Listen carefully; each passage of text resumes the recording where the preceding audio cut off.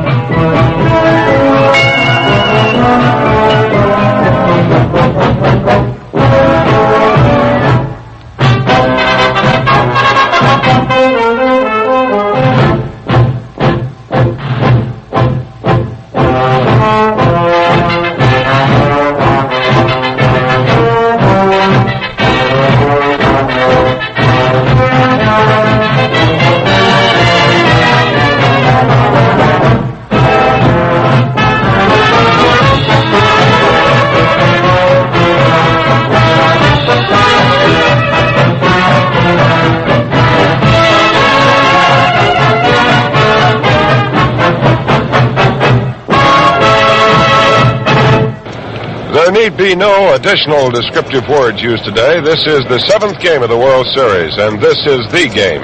Both clubs have won three, and today we find the winner taking the jewels, taking the title, and being the champion of all baseball as far as the American and National League is concerned. Another bright, brilliant fall afternoon here at Yankee Stadium with the temperature in the high 60s, the sun shining brightly, and on the sidelines we have two left-handers, Johnny Podres working for the Brooklyn Dodgers, Tommy Byrne working for the New York Yankees. Podres will be making his second appearance in the World Series. He has one victory, and Tommy Byrne is working in his second game, and he has one victory. Byrne pitched in the second game of the series. He beat the Dodgers here in Yankee Stadium. Podres pitched over in Ebbets Field, and he beat the Yankees over there. So today, Johnny Podres tries to break the jinx that the Dodgers have not been able to win a game in Yankee Stadium. Now, here are the lineups for the Brooklyn Dodgers. Junior Gilliam will lead off and play in left field. Pee Wee Reese will be at shortstop and bat second. Duke Snyder, who had to leave yesterday's game in the third inning when he popped something in his knee, is going to give it a try. He's all taped up. He will bat third. He will play center field. Roy Campanella will catch and bat fourth. Carl Frilla will be in right field. Gil Hodges will be at first base. Don Hoke at third. Don Zimmer at second. And Johnny Podres will be the pitcher. The United States Marines have a color guard out in center field. And ladies and gentlemen, join with us now as we hear our national anthem. Our national anthem.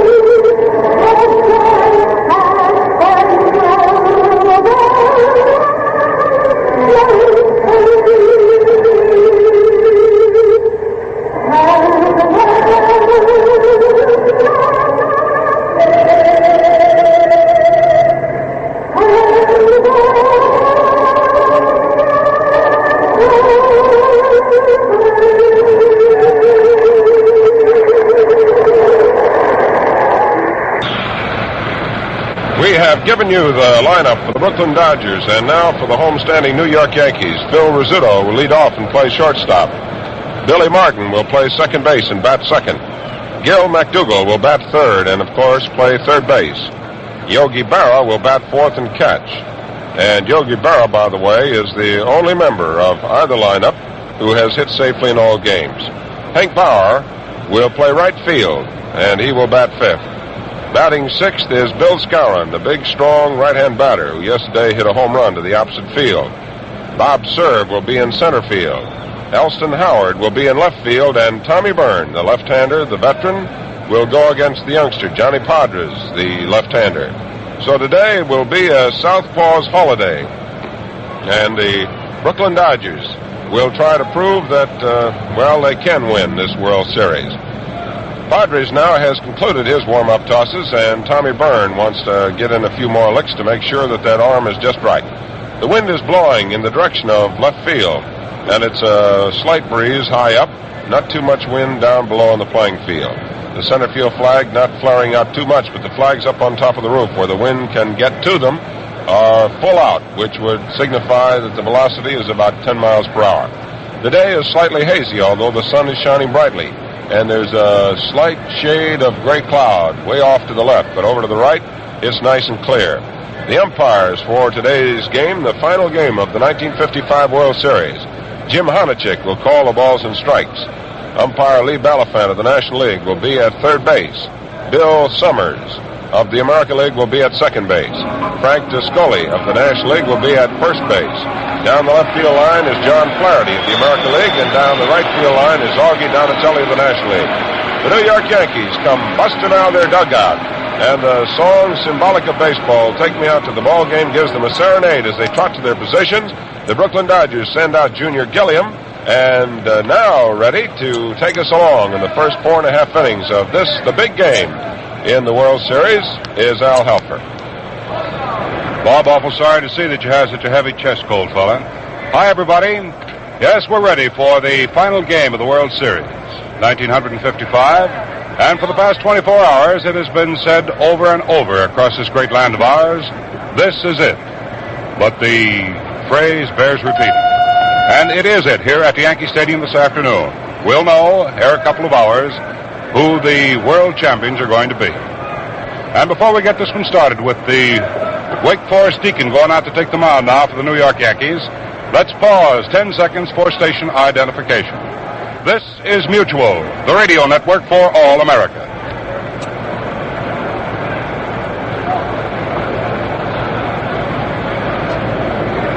Time now for the concluding game of the 1955 World Series. The lineups is given you by Bob Neal are correct. Gilliam will lead off for the Brooklyn Dodgers. He'll be in left field. Reese at shortstop. Hitting third despite a bad knee, and it's heavily taped, is Duke Snyder. He'll be in center. Roy Campanella, the catcher. Carl Furillo in right. Hodges will be the first baseman, hitting sixth. Hitting seventh, Don Hoke, taking the place of Jackie Robinson at third base. Then will come Don Zimmer at second base, hitting eighth, and the number 9 hitter for the Brooklyn Dodgers, the pitcher from Weatherby, New York, left-hander Johnny Podres. Podres on the regular season a 9-10 winner, and in World Series play 1-1. Facing Tommy Byrne, who has won 16 and lost 5 in the regular season, and he's 1-0 in the series this year. As far as these two men are concerned, in the 1955 World Series, Byrne has pitched 9 full innings. He's given up 2 runs, 5 hits. He's passed 5. He's struck out 6. He's pitched wild pitch no times.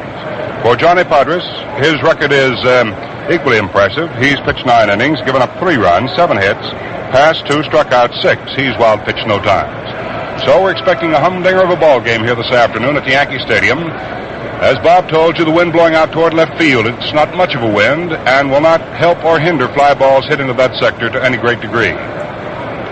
Bright, brilliant, sunshiny autumn day here in New York City, and many of the folks sitting out in the center field sector and in the left field bleachers are sitting out there without their coats in this warm sunshine.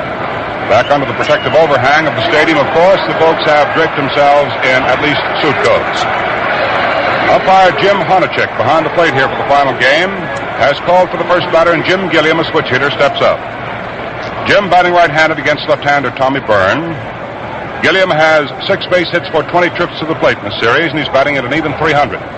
So the fat will be on the fire now as Tommy Byrne takes his sign from Yogi Berra to get the 7th and concluding game of the 1955 World Series underway. Byrne tugs at the peak of his cap, gets himself set, checks his infield and outfield. Looks over at Skowron at first base, checks Martin at second, looks at Rizzuto at short. Down at third, McDougald playing a shallow third. The outfield, Elston Howard in left, Bob Cerv in center, and Hank Bauer in right. The battery for the Yankees, Tommy Byrne on the mound. Behind the plate is Yogi Berra. Now we're ready to go. Byrne pumps once, delivers a fastball. It's in there for a strike.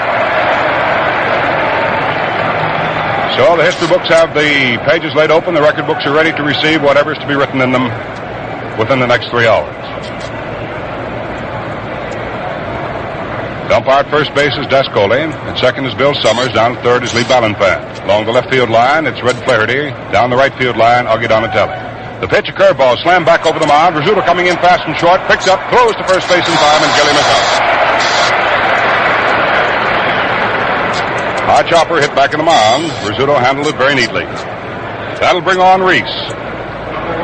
The Dodger captain and shortstop has 7 base hits for 23 attempts in the World Series this year and batting at .304. 1 out, the base is empty, top of the first inning, no score. Just getting underway here at the Yankee Stadium. Tommy Byrne with his assortment of slow stuff and a clever slider. Veteran gets ready, delivers to Reese. There's that slider over for a strike.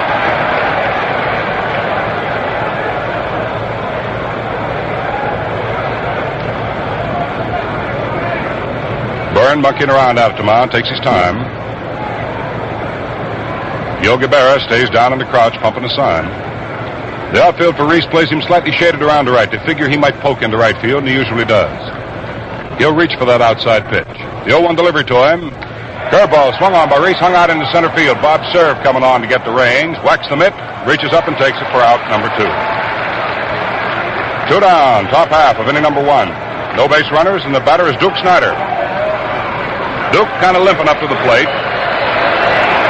Gets a round of applause here from the thousands that I've watched him thrill the crowd in the previous games of this World Series. Duke has 8 hits for 22 attempts in the series, batting at .364. He's hit 4 home runs and has driven in 7 runs. Stands there, waggles that bat, and Tommy Byrne comes in with the first pitch, a fastball. It's on the outside for ball 1. 2 down, nobody on here in the top of the first inning. Series all locked at 3 games apiece, and this is the deciding one. Byrne is set now. 35-year-old left-hander pumps twice. Delivers, fastball, and Snider rips it down to the right side. Martin off to his left, picks up, throws to first, and Snider is out. So the Brooklyn Dodgers go down here in the first inning with nothing across. No runs, no hits. There were no Yankee errors. Nobody was left on. The score at the end of the top of the first inning is Brooklyn nothing. The now coming to bat New York Yankees nothing. Now the Yankees to come up for their whacks in the last half of the first inning. Scoreless ball game. And the Yankees will send up as their first man, leadoffer, shortstop Phil Rizzuto. He'll be followed by Martin and then by McDougald. If anybody gets on, Yogi Berra, hitting in the number 4 position, will be coming up. Phil Rizzuto today playing in his 52nd World Series game. In his 9th series, breaking Joe DiMaggio's record for the most games played. Johnny Padres comes down with his first pitch and lays it in there high for ball 1.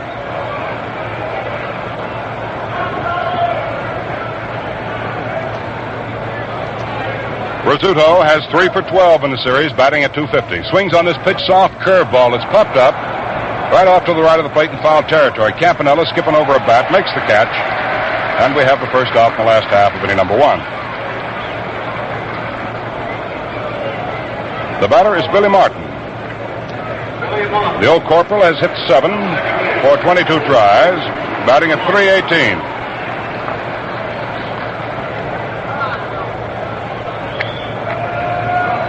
Right-hand hitter stands about 3/4 deep with a straightaway stance, lays the bat back on his right shoulder. Takes a curveball, it's high up for the face. 1 ball, no strikes. Billy Martin, when he takes his batting stance, reminds me somewhat of the batting stance that was taken at one time by Hank Greenberg, great star with Detroit. The 1-0 delivery swung on by Martin and missed. 1 ball, 1 strike. Padres fed that close to the vest. Martin tried to pull away from it and hit it. Outfield just about straight away. They're not playing too deep for Martin. Soft curve, swung on, hit down the left field line. Gilliam coming over near the stands in the corner, makes the catch, and Martin is out. 2 down, last half of the first inning. The batter now will be third baseman Gil McDougald. Gil has only 4 base hits in the series in 23 attempts. He's batting at 174. He has hit 1 home run and has driven in 1 of the 25 runs batted in the Yankees now possess. 2 down, the base is empty, last half of the first inning. Gil McDougald hitting right-handed. Left foot forward to the plate, crouches. Takes a curveball downstairs inside off the shoe tops. 1 ball, no strikes. Padres apparently tried his slider on that one. The 1-0 delivery. An overhand curveball, and Gil starts for it and checks up in time to take it low for ball 2.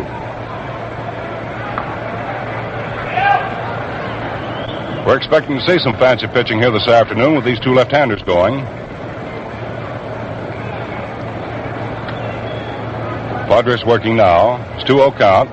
Delivers and fires it across for a strike. An overhand fastball. Johnny delivers the biggest end of his pitches from the overhand position. He'll come in 3/4 overhand with some of them, particularly when he throws his slider. 2-1 delivery by Johnny Padres. Let up curveball, and overhand delivery is low, and the count now is 3-1 on Gil McDougald.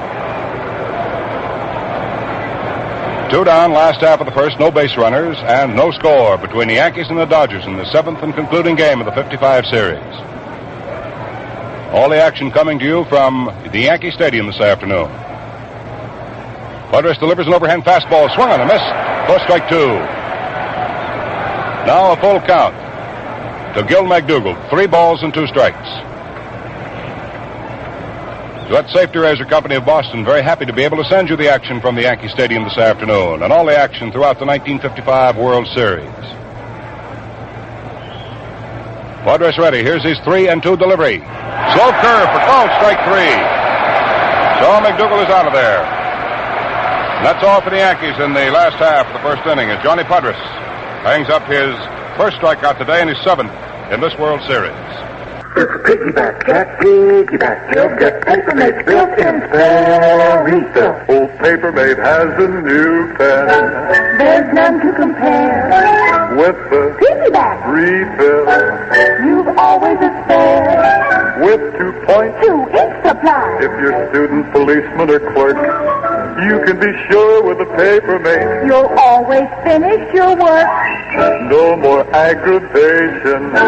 You won't tear out your hair. See the demonstration of the piggyback fair. Papermate's $1.95. It's the most. It's the end. Why, man alive. Buy a Papermate. You'll say it's great when you ride with the Papermate pen. It's piggyback, Jack, piggyback. You'll get Papermate's built-in spare refill. Well, it's right into the top half of the second inning now. The first man up for the Brooklyn Dodgers will be Roy Campanella, batting at .250 in the series. Roy has 6 hits for 24 tries, and if you recall, he went 0 for 8. First 8 times up, couldn't get a piece of the ball hardly. But then he broke out of it with a home run at Ebbets Field. For Campanella, the outfield plays just about straight away. The big hole in the outfield, if there is a hole, is in right center. Campy, with a slightly open stance down the third base line, seems to put his right toe deep in batter's box under the left knee of Yogi Berra. Holds that bat way down by the knob. Pittler coaching at first, Herman at third, both clapping their hands together, trying to get something started. Byrne delivers a soft curve, and Campy takes it outside for ball 1. Roy kicks the mud out of his spikes, caresses the bat, and grabs a hold of the handle as if to strangle it. Oh, the 1-0 delivery. Fastball, and Campanella hits it down to the right side. Billy Martin is in front of it, takes the high hopper, and throws to first, and Campanella is out.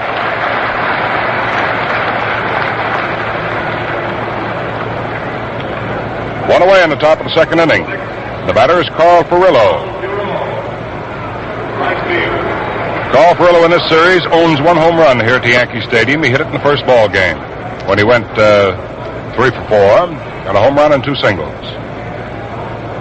Of the 24 times Carl has been at bat, he has 8 base hits. His percentage stands at .333. 3 runs batted in the series. Right-hand batter hugs up pretty tight against the plate with a straightaway stance. Tommy Byrne, who throws all that soft, easy stuff at you, comes in with one, and Carl Furillo's after, lifts it out to left field. Going off to his left and back is Elston Howard, and makes a nice catch going away.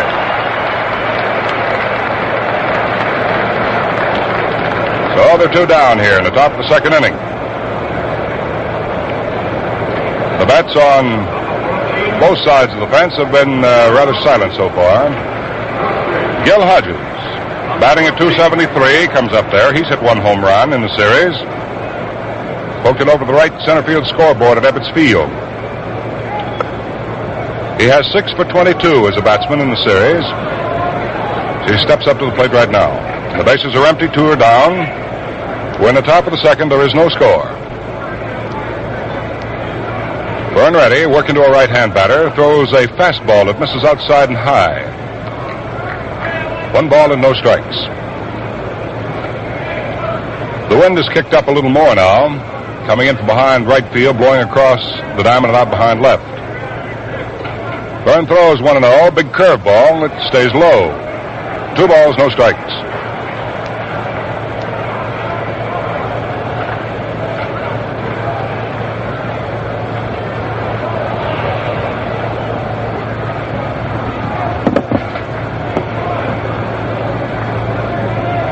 Berra has signed for the pitch, and Byrne's about to throw it. It's 2-0 affair, and it's a curveball that stays outside, missing by a shade for ball 3. 3-0 on Hodges. Bases empty, 2 down, top of the second.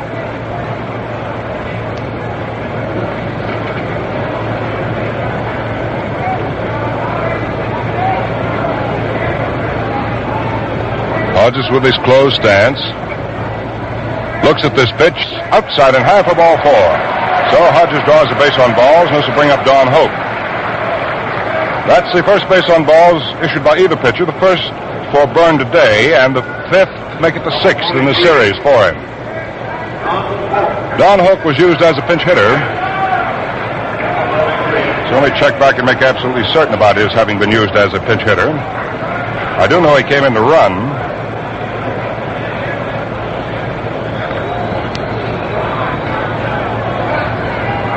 He walked when he was used as a pinch batter before here at the Yankee Stadium. He's after the first pitch and hits a foul ball off to the right of the plate. That goes into the crowd out of play. Like Don Zimmer, this guy, Don Hoke, is quite a pepper pot and quite a hustler. As far as his batting percentage was concerned, it fell off at the tail end of the season. Don can hit the ball for you and can hit the long ball. Batted at .240 on the regular season. Hit 5 home runs and had 19 runs batted in. Pretty good base runner. He had 9 steals. Gil Hodges at first, 2 down, top of the second inning, no score. Tommy Byrne for the first time pitching with a man on the bases. That doesn't seem to bother the Deacon too much. He delivers, and Hoke takes a curve in there for a strike.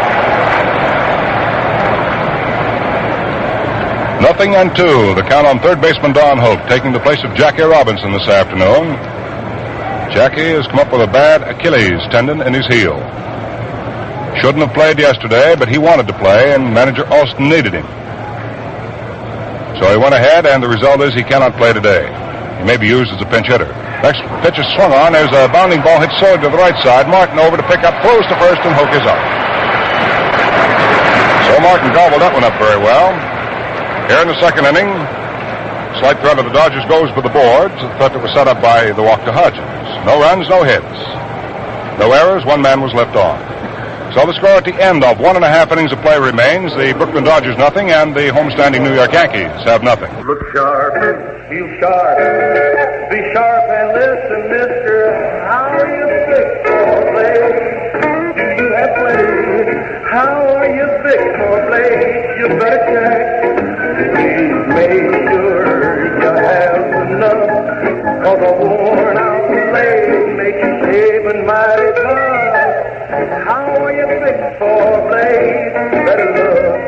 till that blue ray climb me.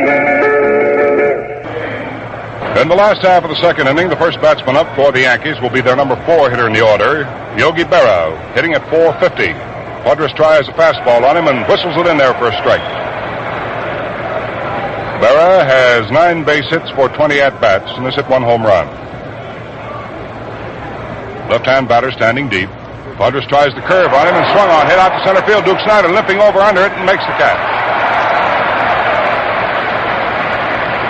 Berra lines out to Duke Snider in center.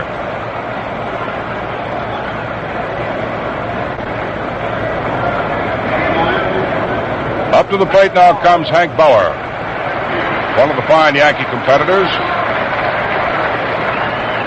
Hank in World Series play this year has 6 hits for 10 tries.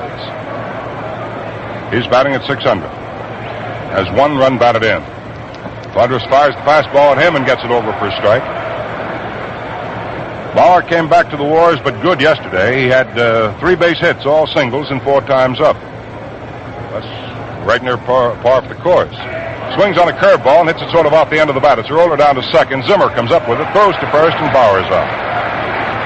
2 Yankees up, 2 Yankees down here in the second inning. Big Moose Skowron in the first inning off Spooner yesterday hit a 3-run home run. But he coming up to the plate now, batting at .375 in the series. 3 hits for 8 times up, including that home run.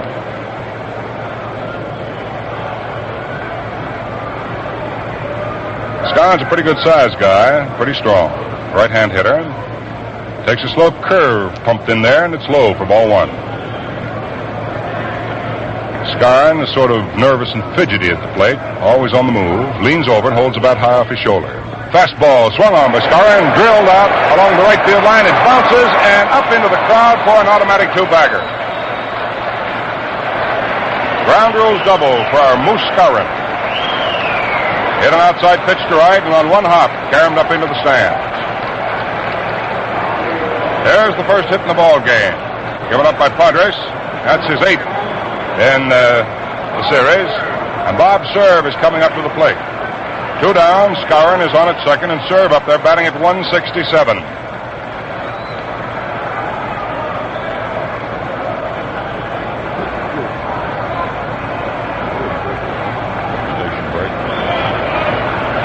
Padres checks his runner, Skowron at second. Delivers to Bob Serve. A fastball swung and a miss for a strike. Served it in there right around the letters. Bob Serve, 2 hits and 12 tries, including a home run, which he hit as a pinch hitter at Ebbets Field.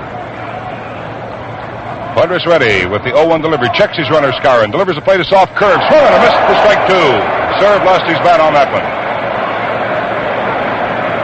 Padres set him up with the fastball and then fired that slow, tantalizing curve at him, and Serve was way out ahead of it.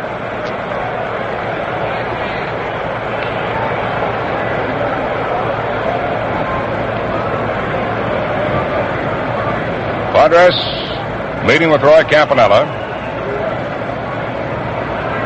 Now the conference is broken up. Campy comes stomping back behind the plate. Padres goes back to the mound. Skowron, who doubled here in the second with 2 down, is the base runner at second, making the lead. Outfield fan around the left and playing deep. This Serve can clout that ball if he gets a hold of it. Padres peers down, takes the 0-2 sign, checks his runner, fires away at the plate. A curveball swung on, hit down to shortstop. Reese up with it, throws to first in time, and that's all in the second inning. The Serve goes down. So in the second, no runs, 1 base hit, a double by Skowron. 1 man was left on. There were no errors. Score at the end of 2 innings of play now. It's Yankees nothing and Brooklyn nothing.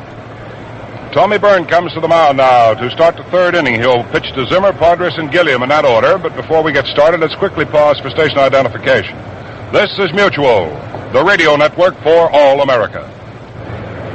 Number 43, Don Zimmer. Second baseman. Second baseman Don Zimmer coming up to the plate for his first at-bat of the afternoon, hitting number 8 in the Brooklyn order. He's had 2 base hits and 7 tries in the series, has driven in 2 runs, and he's batting at .286. Little right-hand hitter who holds a heavy bat way down to the end. He'll be followed by Johnny Podres, the pitcher, and then we'll go to the top of the batting order for Jim Gilliam. A scoreless duel here. We've had only one base hit in the entire game. The Yankees picked it up on Moose Scarron's double in the second. So Tommy Byrne gets ready now to begin inning number 3.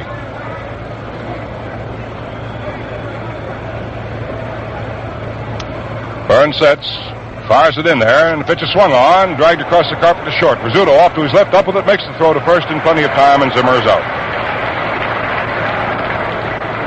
One away, top of the third.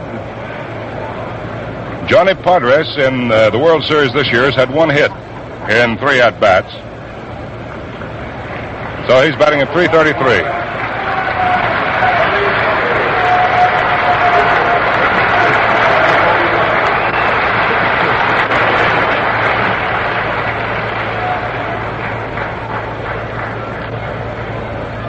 Johnny Podres getting the round of applause he richly deserves. Both of these pitchers have been old man ice water and old man tough this afternoon, right up to this minute. Podres standing in, about as deep in batter's box as law will allow. Bends over. Byrne throws him the slider and gets it in there for a strike. No balls, 1 strike. 1 out, nobody on, top of the third, no score. Byrne pumps, delivers, fastball, swung on and missed for strike 2.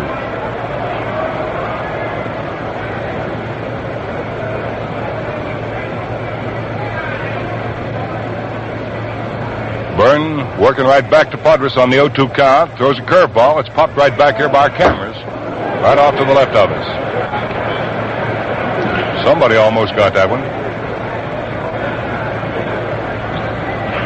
Here at the series this year, we share a booth with a television camera.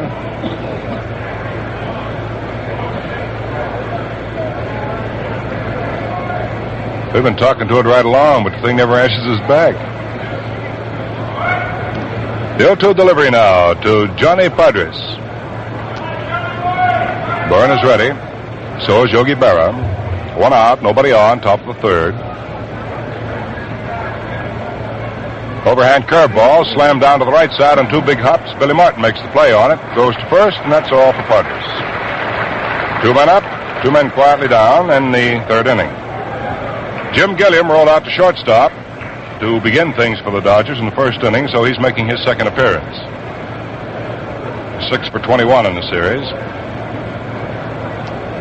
Against the left-hand offerings of Tommy Byrne, of course, Gilliam is batting right-handed. Oh, Casey Stengel down there, pacing back and forth in the Yankees dugout.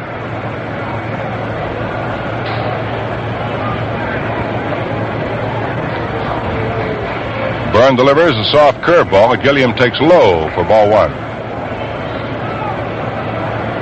Some of the pictures that have been taken and printed of Casey Stengel's meanderings in the dugout have been something. Fastball, stride on Gilliam, and it's shoulder high outside for ball 2.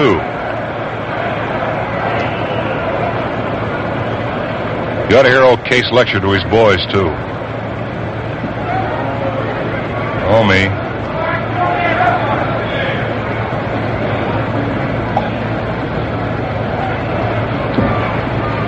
Byrne sets, looks at Gilliam, comes down to him on the 2-0 count, misses with a fastball outside, and that's ball 3. So a 2 down, Gilliam has gotten ahead of Byrne on a 3-0 count.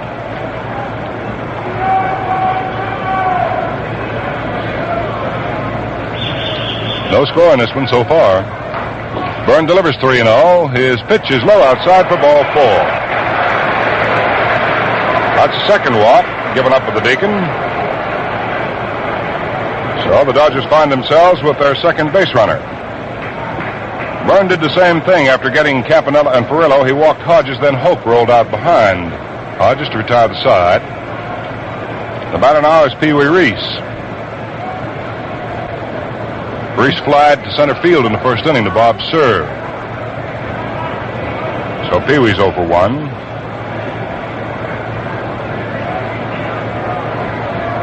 Byrne back to visit the Rosenbag, comes up to the mound now, looks over at Gilliam, who's a pretty good base runner. Scarron, the first baseman, holds the inside corner on Jim. Descoli's the umpire there to call the play. Pitch to the plate is taken outside by Reese for ball one.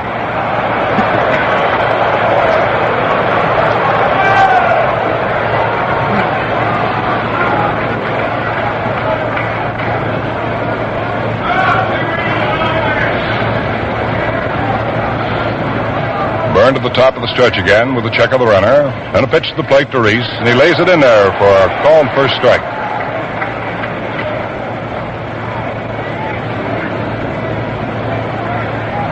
Reese takes a check at third. See what Billy Herman has on the way of signs. This is the Dodgers' outstanding hit-and-run combination. Get him on, and Reese up the plate. 1-1 count. There's the pitch. Over to Reese for strike two.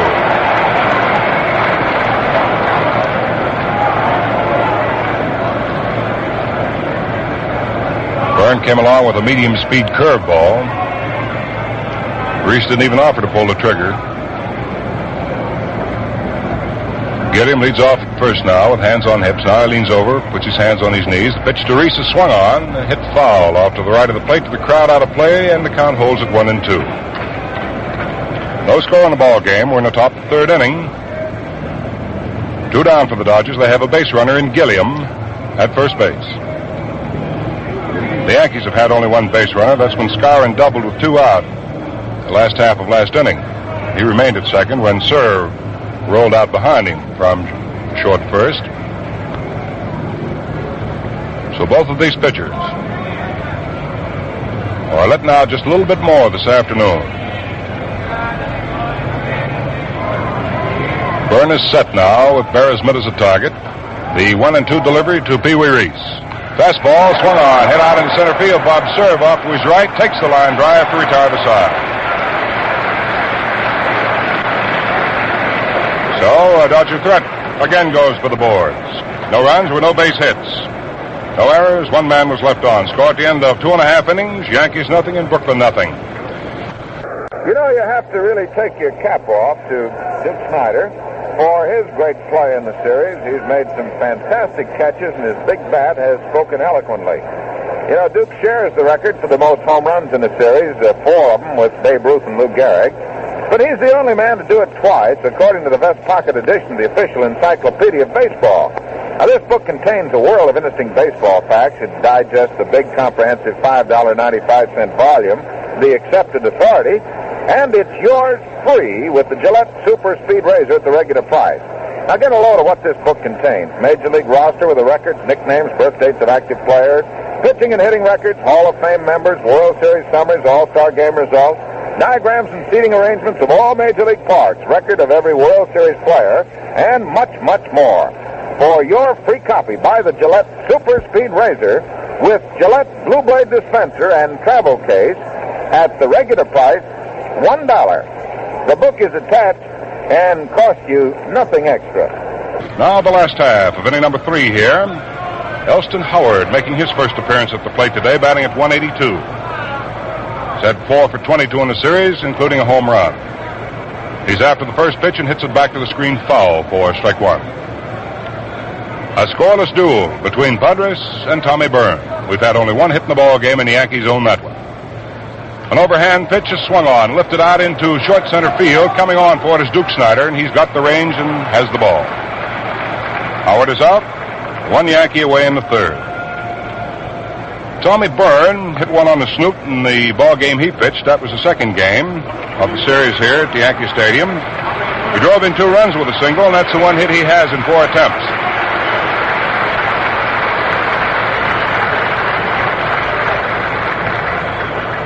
Of course, Byrne has been used as a pinch hitter in this series also. Byrne came on and was a pinch hitter in the 9th inning of the 5th game. Last game at Ebbets Field. Rolled out in the inning. Thrown out from second base. So Byrne stands in. He's been used on occasion as a pinch hitter in regular season play also. They refer to him as the good hitting pitcher. Byrne will be followed by Rizzuto. The pitch to Byrne is ball 1. Time is called. Byrne wants that ball examined. Honachik obliges, looks it over, and then fires it right back out to the mound to Padres. Apparently Johnny has pretty good control of that ball, and his curve must be working pretty well. The 1-0 delivery. Medium speed fastball. It's a little inside. 2 balls, no strikes on Byrne. The wearer of number 23.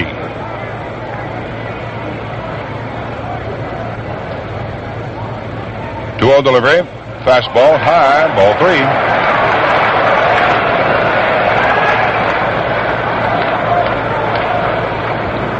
So Johnny Padres having a little fit with his control right now. Wouldn't be a bit surprised that pitcher's control might be the answer in this ball game, the way these two are going. There's fastball in there for a strike. The count on Byrne is 3-1.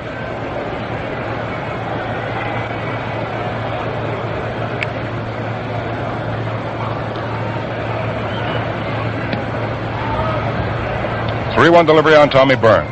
An overhand fastball fired through at the waist for a strike. The count is 3-2 on the Yankee pitcher.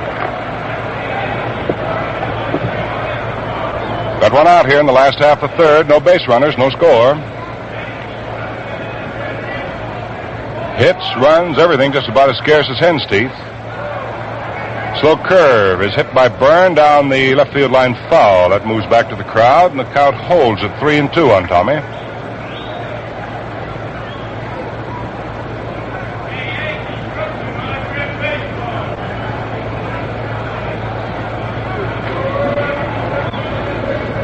Padres with a new ball gets a sign from Campanella. Barnes standing away from the plate with a slightly open stance now down the first base line. 3-2 pitch. Called strike 3. Drilled right through the middle of the knees. So Padres hangs up his second strikeout.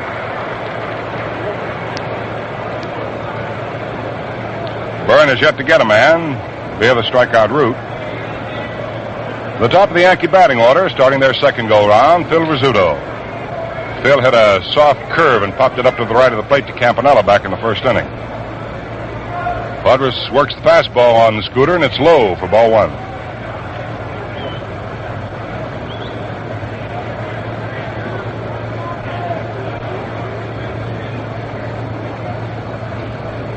Padres shakes off one sign, accepts the second set, works away at the plate, and Rizzuto backs off him a fastball in off the hands. Little fella has a count of 2 balls, no strikes.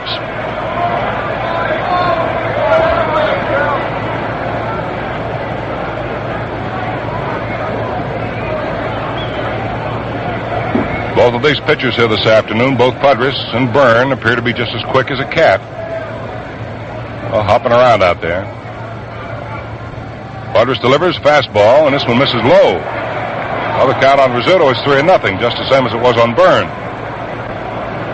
Well, let's see whether Padres is able to hang in there and start racking up the strikes as he did on Tommy. 2 down. Nobody on last half of the third inning. No score. Padres' overhand fastball is low under the knees. That's ball 4. So Rizzuto gets the first base on balls off Padres. Comes the base runner, and Billy Martin moves on. Martin hit a ball well in the first inning, hit it into the corner in left field, but Jim Gilliam, pretty fleet of foot out there, was able to come over and make the catch right in the corner. So Martin is 0 for 1 in play today.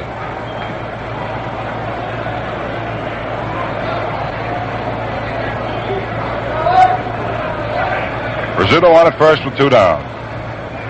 Padres checks him, comes to the plate with a curveball, and Martin strides into it and doesn't offer as the pitch is high. 1 ball, no strikes.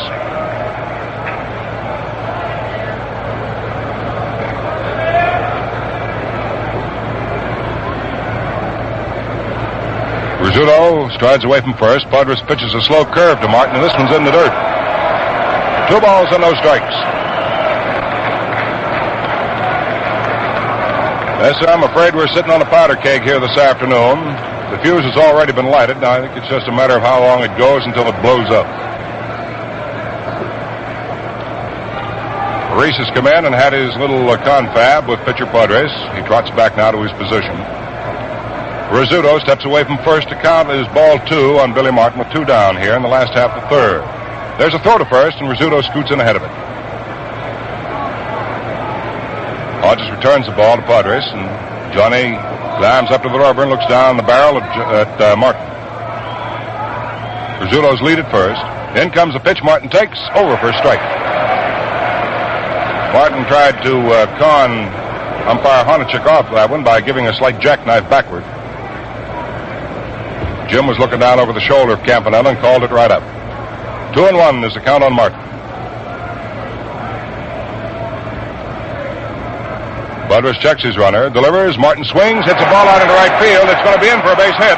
Perillo comes along, picks it up, and Rizzuto holds at second. Hit number 2 up, Padres. Martin slapping one, a little looper out into right field. So with 2 down, the Yankees have runners at first and second now. They're making their bid. Gil McDougald coming up, and Walter Alston comes off the Dodger bench and walks to the mound to talk to Padres. Going to have some activity down in the bullpen for the Brooklyn Dodgers. Let's see who's going to go to work. Don Besant is up now throwing. There's another pitcher also throwing. It could be Newcomb. But we can see over on the far side of the runway chute back of left field just the head and right arm of Don Besant throwing. Johnny Padres is going to stay in the ball game. He'll pitch to Gil McDougald, whom he got on strike 3 called in the first inning. One of the 2 Padres strikeouts. Situation in the third with no score is Martin at first, Rizzuto at second, and 2 down. Padres ready to work to Gil McDougald. Delivers, big soft curve, and this one is low. Ball 1.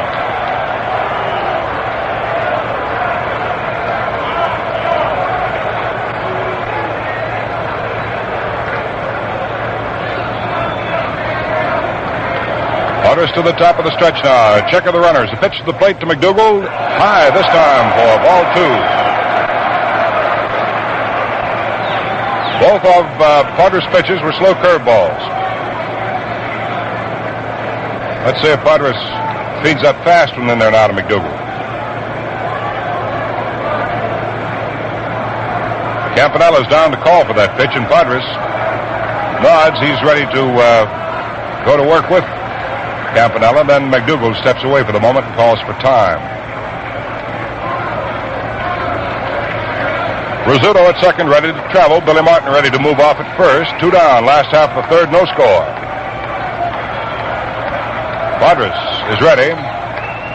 Looks down and delivers. McDougald takes one, fired through for a strike.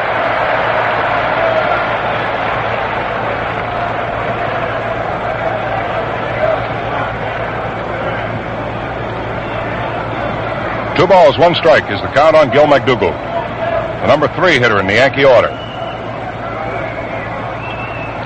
Padres checks, delivers 2-1, a soft curveball. It's inside for ball 3.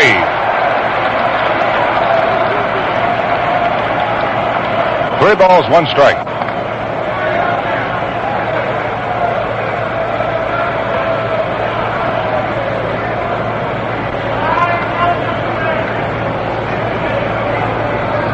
Padres wading around in hot water, knows it.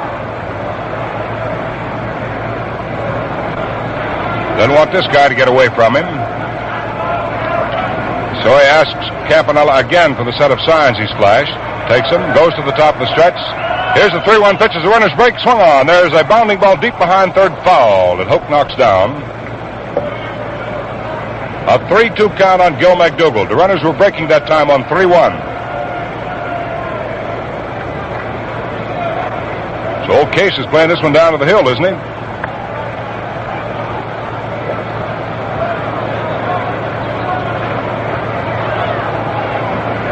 Count on McDougald, 3 balls and 2 strikes. 2 on, 2 down, last of the third, no score. The Yankees own the only 2 base hits in the ball game. Johnny Padres, a great big heaving a sigh out on the mound. Goes to the top of the stretch. Checks his runners, particularly Rizzuto at second. The pitch is made as the runners break. Hit down the hook at third. And the ball hits the runner. Hits the runner, Phil Rizzuto. So that is going to be the third out in the inning. McDougald will be given credit for a single.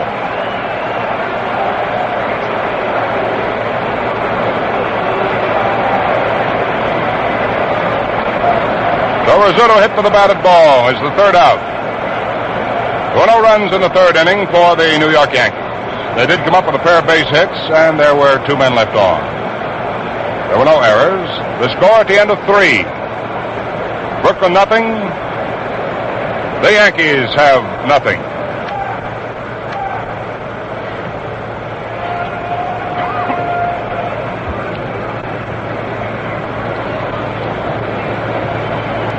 Well, this ball game here continues to be just about as tight as it possibly can be. And in the 4th inning, in a 0-0 ball game, Duke Snider will start it off for Brooklyn.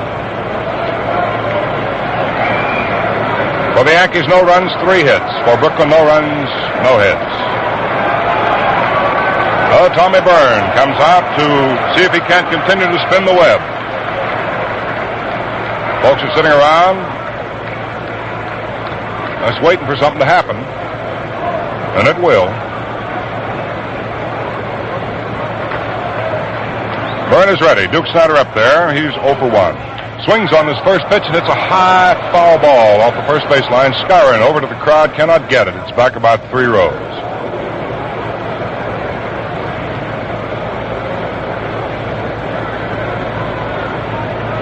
Strike 1, the count on Snider. He retired to side in the first inning by rolling down to the right side, and second baseman Billy Martin threw him out. Duke playing today with a bandaged knee, despite the fact he's suffering with it. He made the statement last night that if he could walk, he would play. Well, he's playing. Byrne comes in with an overhand fastball, and Snider checks his swing in time and takes the ball. Pitch is low and outside. Duke started to chase that one. Honachik immediately looked to see how far he'd gone around. The count on Duke, 1 ball and 1 strike.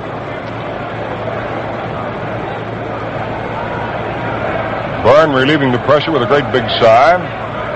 Starts his motion. Delivers 1-1 to the Duke. An overhand curve swung on and missed for strike 2.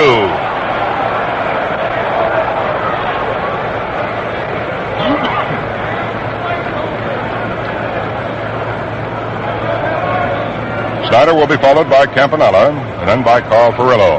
So it's sort of the meat end of the batting order for Brooklyn.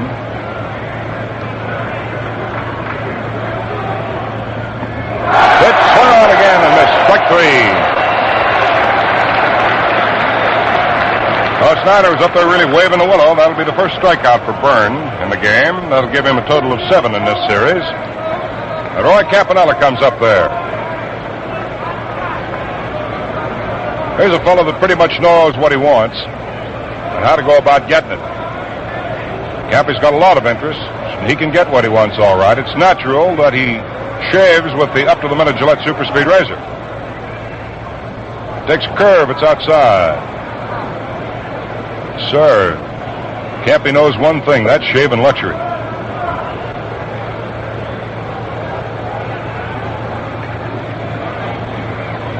The 1-0 delivery to Campanella. Swung on. There's a line drive hit over third base down into the corner. Campanella is down to second. Elston Howard comes up with the ball. Cappy's going to keep on going. The ball gets away from Howard, and Cappy moves into second. Let's see how the score puts this one up on the board.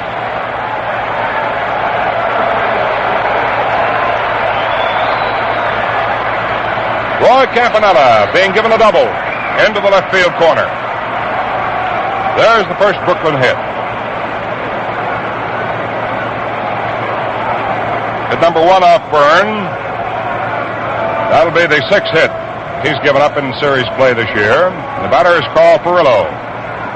So with 1 out, Campanella is in scoring position at second. And Carl Furillo, who sent a fly ball to left field to Elston Howard his first time up, that was in the second. Carl Furillo coming up. At game time, he was hitting in the series at .333.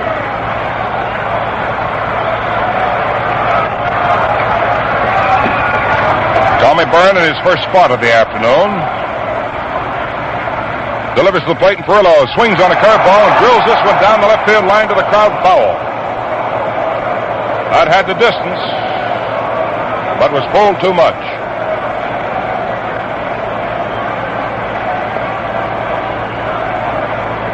That sort of electrified everybody here at the Yankee Stadium.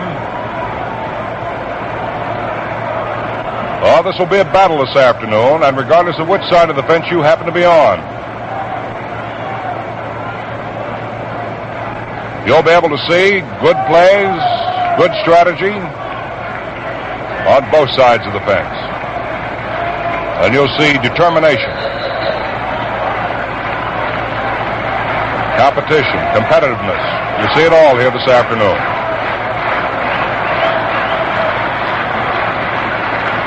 Tommy Byrne wants a new ball to work with now as he faces Carl Perillo on the 0-1 count.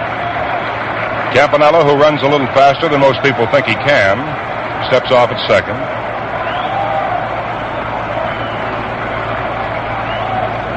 Tommy Byrne back to visit the rosin bag before pitching to Carl Perillo. Carl has 3 runs batted in the series. Leans over the plate, sticks that chin of his out. Byrne delivers to him a fastball that's high and outside. 1 ball and 1 strike.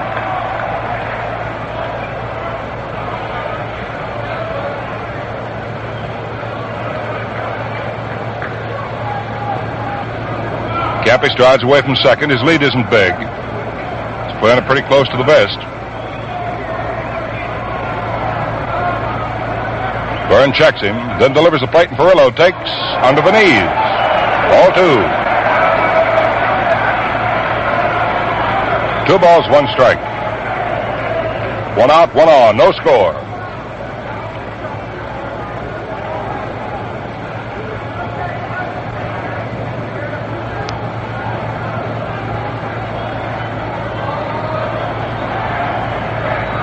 Byrne is set, delivers, and Perillo leans into a slow pitch that stays outside. As he doesn't offer, he takes ball 3. 3 balls and 1 strike. Campanella going back to get a spikeful of second base. Byrne wandering around the mound, looks at him. Perillo digging back in with that straightaway stance. Gets his feet planted. Spikes ground in. Byrne up on top. Delivers. Pitch swung on. There's another line shot into the crowd foul on back of left field. 3-2 count on Carl Perillo.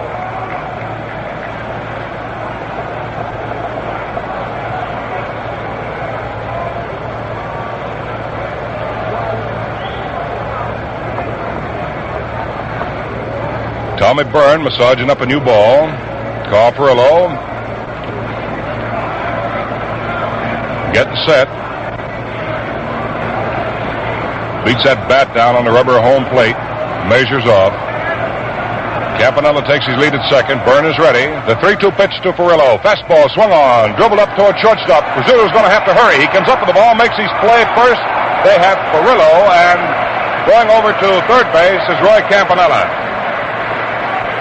And before Hodges comes up there, let's quickly pause for station identification. This is Mutual, the radio network for all America.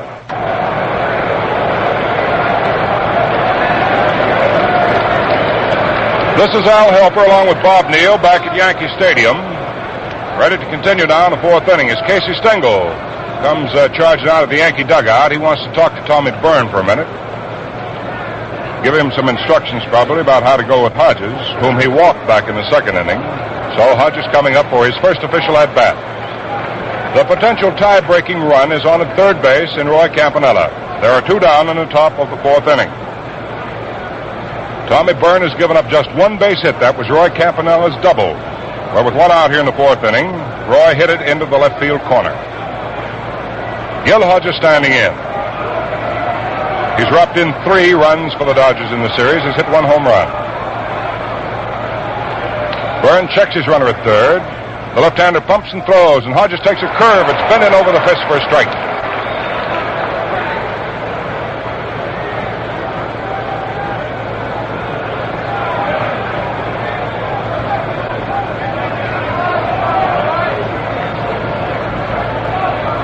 Byrne is ready. Comes down 0-1 to the plate with a soft curve in for called strike 2, right across at the waist. Hodges just turns and walks away. No balls, 2 strikes. The count on first baseman Gil Hodges. Roy Campanella down at third. Gil McDougall is back to his fielding depth. He's not holding Campy on. They're playing for the out. The 0-2 delivery. Byrne throws. It's taken just high for ball 1. 1 ball, 2 strikes.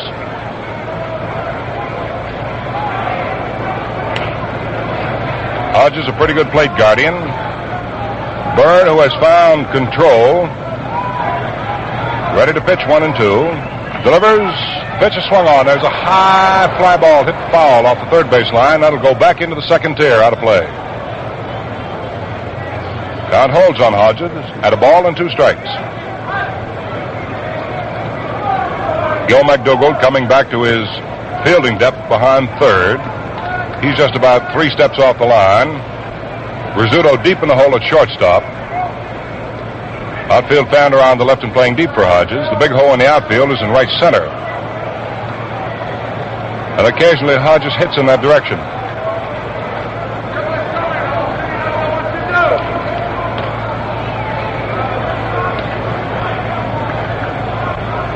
Now Gil is set, and so is Tommy Byrne. The Yankee pitcher checks his runner at third, Campanella. Delivers 1 and 2 to the plate to Hodges. Fastball swung on, hit out into left field. It's in for a base hit. Roy Campanella comes on to score, and the Brooks lead it 1-0.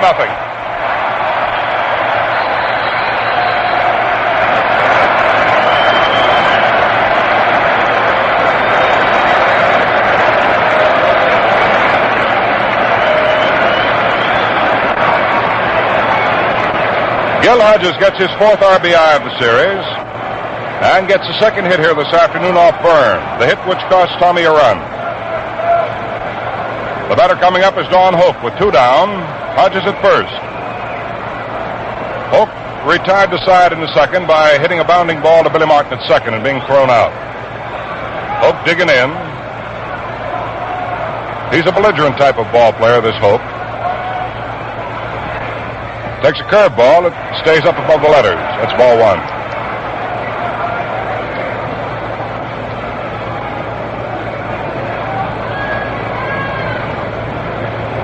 Billy Martin, Don Hoke, Don Zimmer, they're all in the same mold, the same type of ball player. Curveball swung on by Hoke and missed for a strike. 1 ball, 1 strike. I guess when a fellow really wants to play baseball, really wants to get out there and dig and fight and try, he can be labeled very quickly.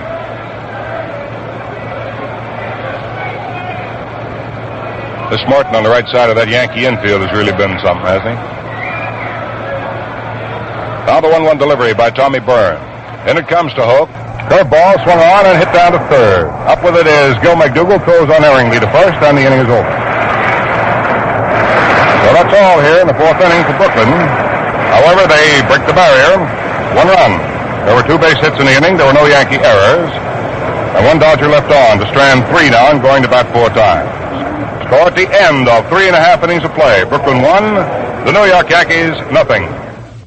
Ladies and gentlemen, Gillette presents the sharpest edges ever honed. To look sharp every time you shave, to feel sharp and beyond the ball, just be sharp. Use Gillette smooth blade for the quickest shave of all. Gillette blue blades are made to fit your razor to a T. Their double edges last and last for real economy. To look sharp every time you shave, to feel sharp and be on the ball, just be sharp. Use Gillette smooth blade for the quickest shave of all.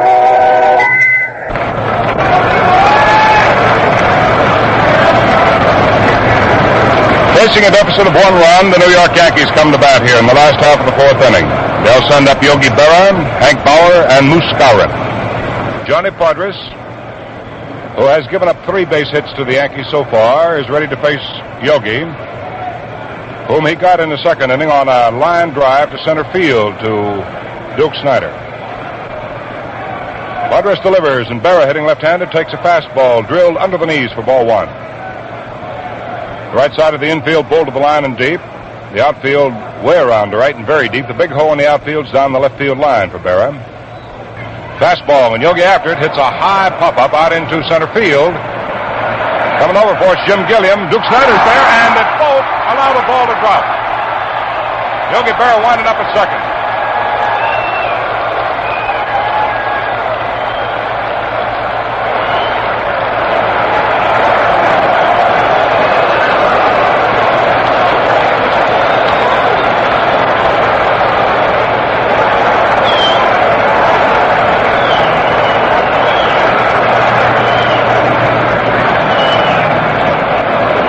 Yogi Berra popped one out into left center field. Duke Snider was calling for it all the way, and Jim Gilliam coming over also kept right on coming.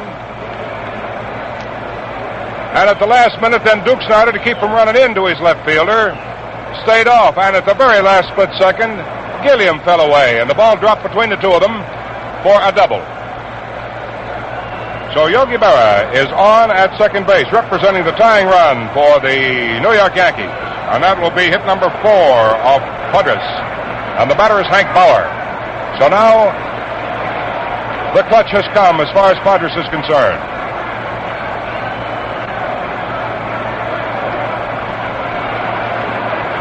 Hank Bauer standing in. He's grounded out to Don Zimmer.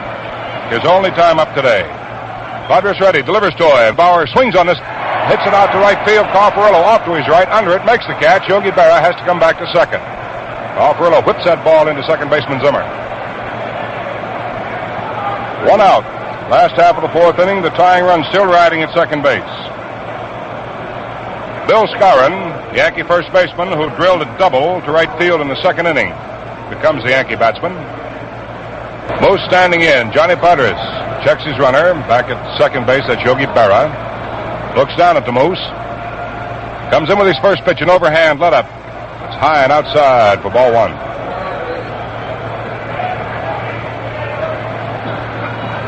Podres ready. The 1-0 delivery, soft curve swung on by Skowron and missed. That's strike 1. Moose started to go for that pitch long before it got to him, and he tried to slow up, but by that time it was too late. 1 ball, 1 strike. Should count on Skowron. Yogi Berra stepping off at second. He's representing the tying run this 1-0 ball game. Podres checks him, throws to the plate. Big right-hand hitter swings on the pitch and hits it down to the right side. Up with it is Zimmer. His only play will be to first base. They get Skowron, and moving over to third is Yogi Berra. So here's the same situation. It's popped up for the Dodgers in the 4th inning. They had Campanella at third base with 2 men down, and Hodges got him home with a single. Now let's see what Bob Serve is able to do for the Yankees.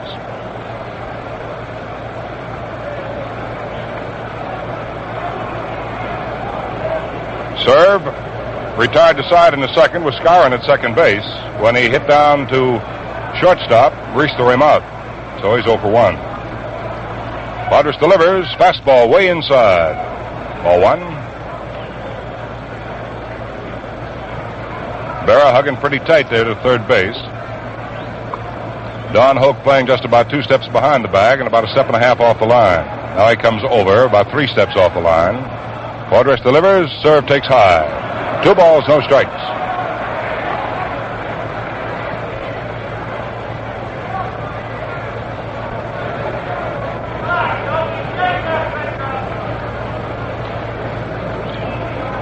Two 2-0 count on Bob Serve. 2 down, last of the 4th. Brooklyn leading 1-0. Bob Serve has a count of 2 balls, no strikes.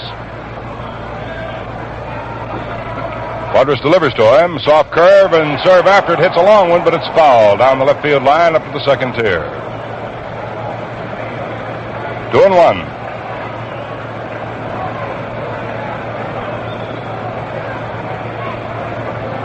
Padres grinding a new ball around the palms of his hands. Comes up to the top of the rubber now. Looks at Yogi Berra at third. Delivers 2-1 to the plate to serve. He swings on it and pops it up. Out into left center field it goes, and Reese is after this one. Everyone stand away from the Pee-wee, and he's got it. So Padres gets out of the inning. No runs. One base hit. There were no errors. One man was left on. The Yankees have now stranded 4 and going to bat 4 times. The score at the end of 4 full innings of play. Brooklyn 1, and the Yankees have nothing.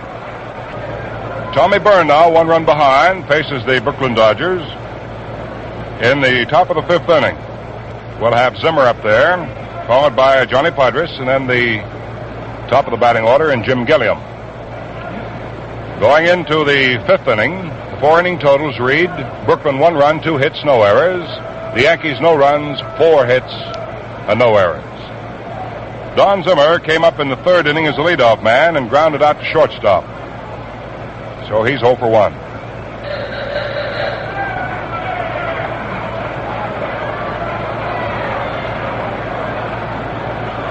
Yogi Berra goes to the crouch now to pump the sign for Tommy Byrne to get this 5th inning started.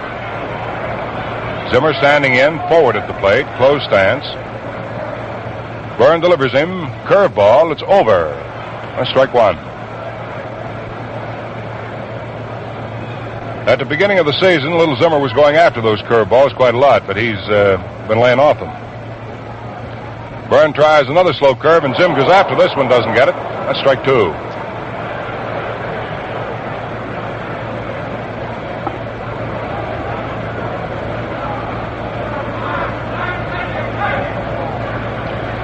The 0-2 delivery to the Brooklyn second baseman is a curveball. It is hit foul. Right down to the right of the plate. 0-2 on Don Zimmer. An oddity right now on the diamond is Tommy Byrne, the wearer of number 23, pitching to Don Zimmer, the wearer of number 23.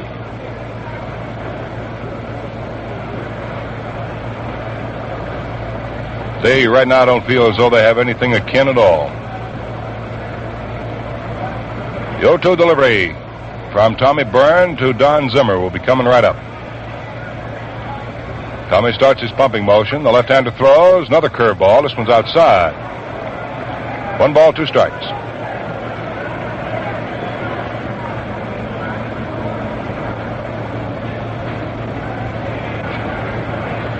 Byrne 1 and 2 is the plate on Zimmer with his fastball, and Zim swings and misses for strike 3. 1 out in the top of the 5th inning. That's the second strikeout for Byrne. His other strikeout victim is Snyder. Round of applause for Johnny Padres as he comes on.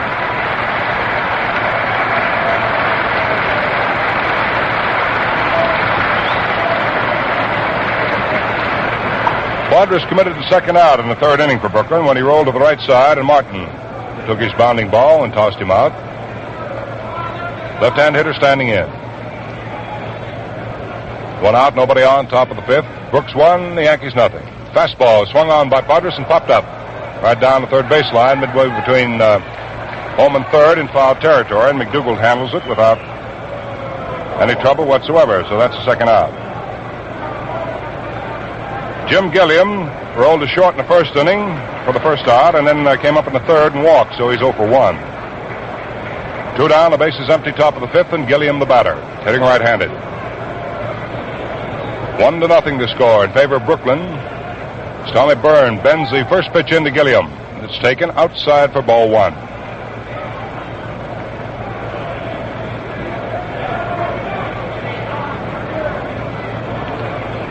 Gilliam working up on the handle of the bat, kind of fidgety with it too, lays it up off his right shoulder. Byrne 1-0's the plate, curveball in for a strike. 1-1 on Gilliam. Outfield straightaway, not too deep. Elston Howard's the deepest of the outfielders, playing it straightaway left.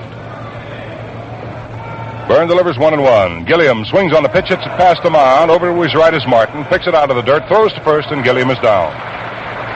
Well, that's all here in the 5th inning for the Brooklyn Dodgers. They go quietly. No runs, no hits. No errors, nobody left on, 1 strikeout in the inning for Byrne. Score at the end of 4.5 now. It is Brooklyn 1, and the Yankees have nothing. Well, we've certainly had a whale of a ball game here right up to this moment. A 1-0 affair in favor of the Brooklyn Dodgers. There'll be more fireworks and plenty of action for the remaining of this one. Very happy to be able to turn the microphone over to our good sidekick, Bob Neal, who will be coming on. And Bob, sorry that you have that cold and feel badly today, but I'm sure the action will warm you up, buddy. So come on, we'll all listen. Thank you, Al, and we're certainly going to be watching every pitch now as Elston Howard steps in. Padres, the left-hander, delivers. There's a drive deep in the left field. Going back for his Junior Gilliam. Still going back. He reaches up. He's got it. And Elston Howard really started to warm things up quickly as he drives deep to Junior Gilliam in front of the wall out in left field. Well, that shook up a few folks, including Johnny Padres, who heaves a couple of big sighs out there to make sure he's still breathing. Because Elston Howard made a bid to tie up this ball game, and the Dodgers are leading 1-0. The Yankees have 4 hits, 3 of which were legitimate. 1 was slightly tainted when Duke Snider and Junior Gilliam played Alphonse and Gaston in center field, and the ball dropped behind him. Snider moving in, waving for it. Gilliam trying to help out, knowing that the center fielder for the Dodgers had a bad knee and apparently didn't hear Snider call. And then Duke, feeling Gilliam coming on, backed off and the ball dropped. But no harm was done as Padres was able to get rid of Bauer, Skowron, and Serve. And here's Tommy Byrne, who struck out his last time up. Tommy's a good woodsman, bats from the left side. The Yankees have Byrne up there now with Rizzuto on deck, and the pitch is a curveball. Outside corner, strike 1.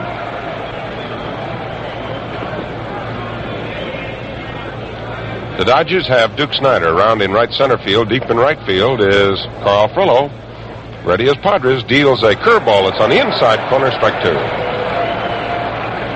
So Johnny Padres, who is 23 years old, working out there as if he had ice water running through his veins, and he's pitching to another veteran who has pitched outstanding ball not only in this game but in his other performance. And the 2-strike pitch is a curveball outside, taken by Tommy Byrne, 1-2.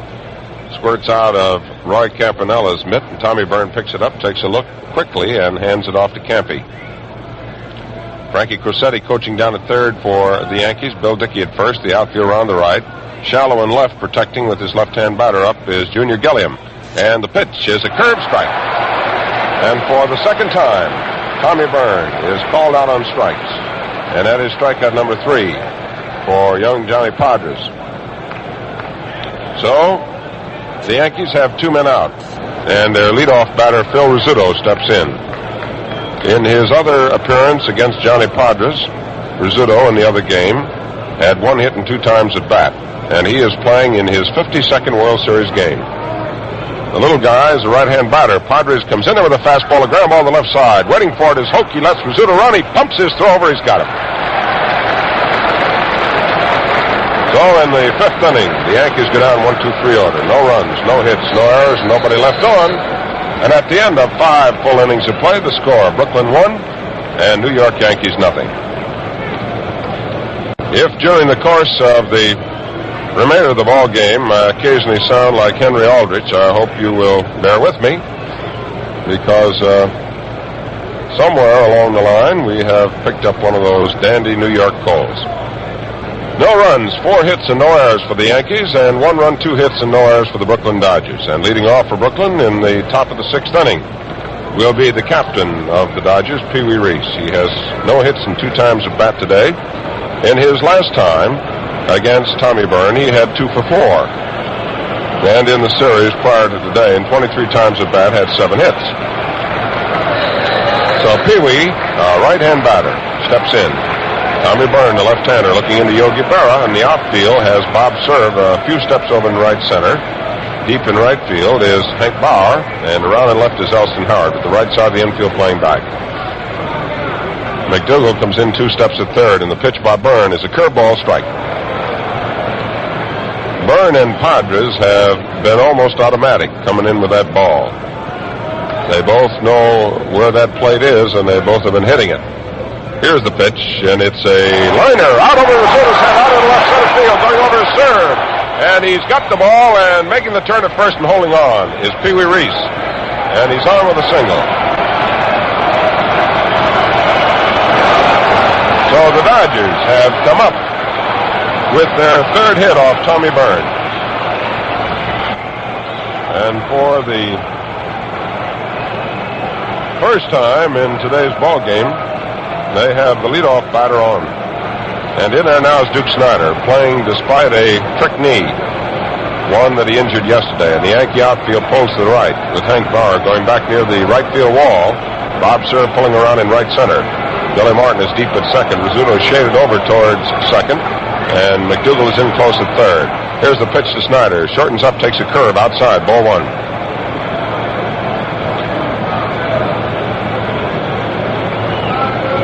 The Duker apparently showing signs of dropping a bunt and moving Pee Wee Reese down to second, with the Dodgers leading 1-0.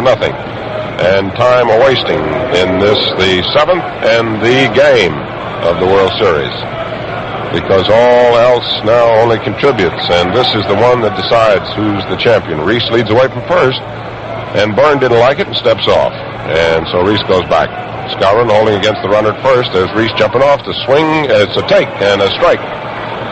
Duke looked as if he was going to not bunt, take a swing. He took the pitch, a curve, snapped over that inside corner. It's 1 ball, 1 strike. Billy Herman coaching down at third, relaying the signs from manager Walt Alston. At first base is Jake Pittler. And Pee Wee Reese holding close at first as Byrne looks over. The Duke is at bat. And Byrne again takes his foot off as he thinks Reese may be going, and Pee Wee goes back. All right, Reese leads away. Here's the pitch coming to Snider. He drops the bunt along the third baseline. In is Byrne, makes a throw to first, and the tag, and the ball is dropped by Skowron. As Duke Snider went by first base, he bumped the arm of Bill Skowron, and the ball was dropped, and all hands are safe.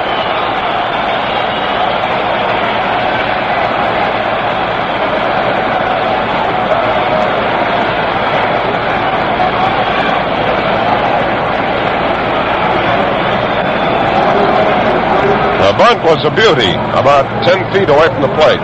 It's an error charged to Bill Skowron. And in quickly to field the ball was Tommy Byrne. No chance to get Reese. He made his throw to first. Skowron, who had moved in also for the bunt, trying to hustle back. And as Snider went by him, he made the tag, but the ball was bumped out of his hands, and all hands are safe. And Bob Grimm, a right-hander, goes to work in the Yankee bullpen.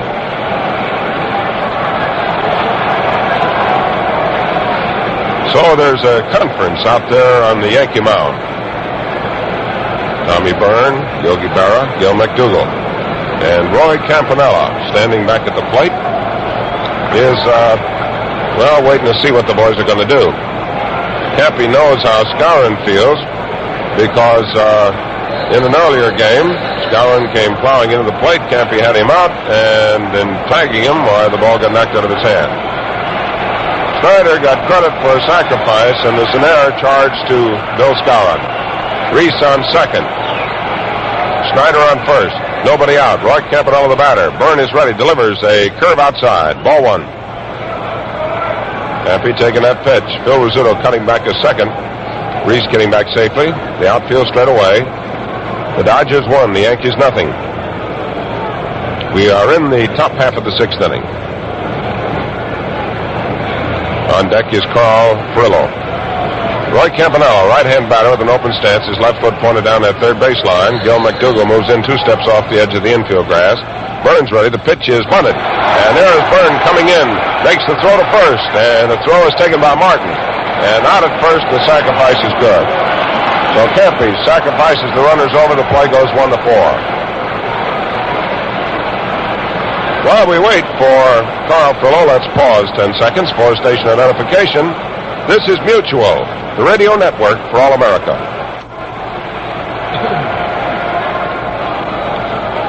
The manager of the Yankees, Casey Stengel, is coming out to have a chat with his pitcher and his catcher.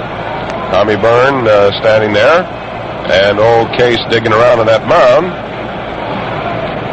The Dodgers going to a very interesting weapon, the bunt. And, of course, with the error, it enabled the Dodgers to keep 2 men on. And then Campanella, with a good bunt, sacrifices 2 men over. He's got Reese on third. He's got Snyder on at second.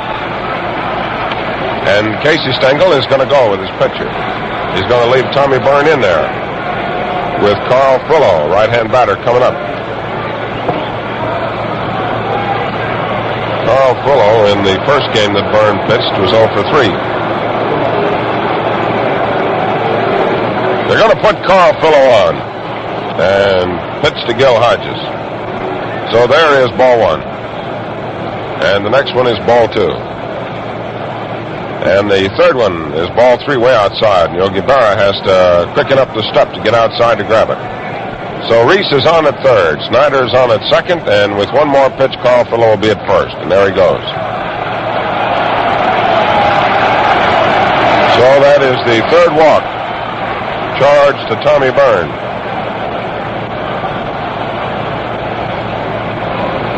The Yankees have committed their second error of the series. And the bases are loaded. 1 out. We are in the top of the 6th inning. The Dodgers lead 1-0.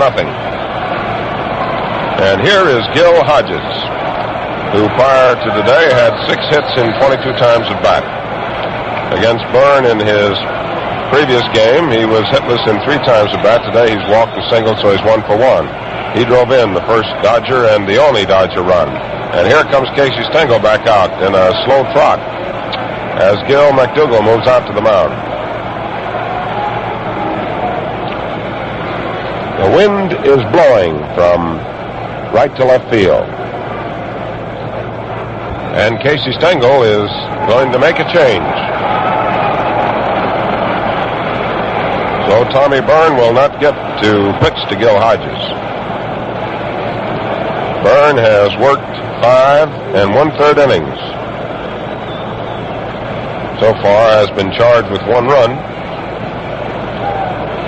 and 3 hits, and he had 2 strikeouts, and he walked 3. And if the runners on base, Reese, Snyder, or Frillo should score, they will be charged to Tommy Byrne. So Casey Stengel digs deep into the bullpen and making that long walk out is Bob Grimm.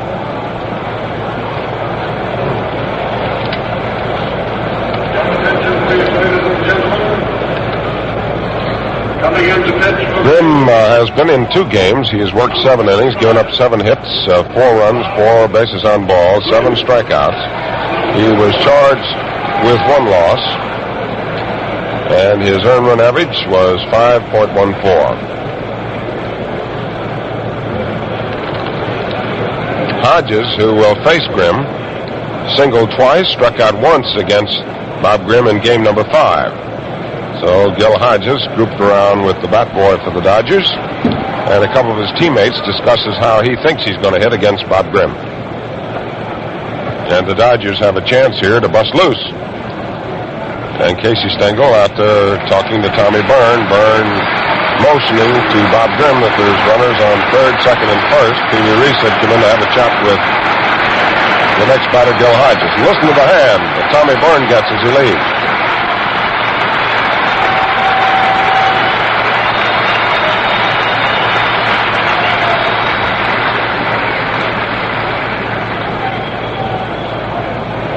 There goes Tommy Byrne.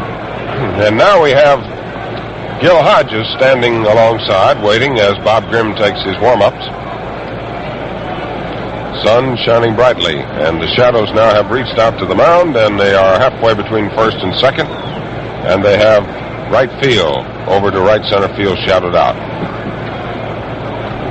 The Dodgers have yet to win a game in this, the 1955 World Series in Yankee Stadium. And the Yankees, of course, with 3 victories, along with the Dodger 3 victories, are fighting for this one because this one decides who wears the crown. Barra says he's all set to go. And Grimm says he's ready to go, and stepping in is Gil Hodges.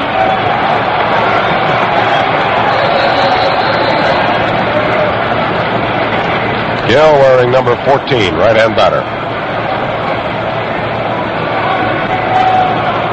Bob Grimm looking in now with 3 men on. 1 man out. Top of the 6th inning. The Dodgers won, the Yankees nothing. He's ready, and his windup in the first pitch is a fastball, strike 1 call.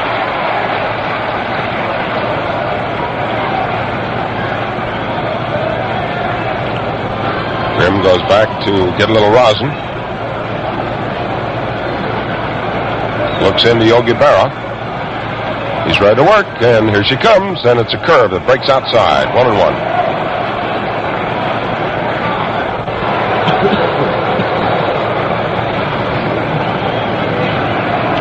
One ball and 1 strike. And the Dodgers have the bases loaded. Reese on at third. Snyder's on at second. Frollo's on at first. And Grimm, who has inherited a problem, passed over by Tommy Byrne.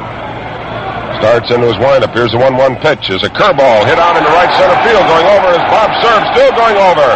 And he reaches up, he makes a catch. And here comes Pee Wee Reese. The throw is into second base, and Snyder goes to third.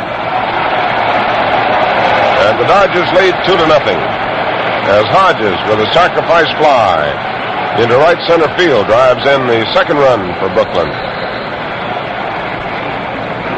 And we have 2 out. And the batter now is Don Hope.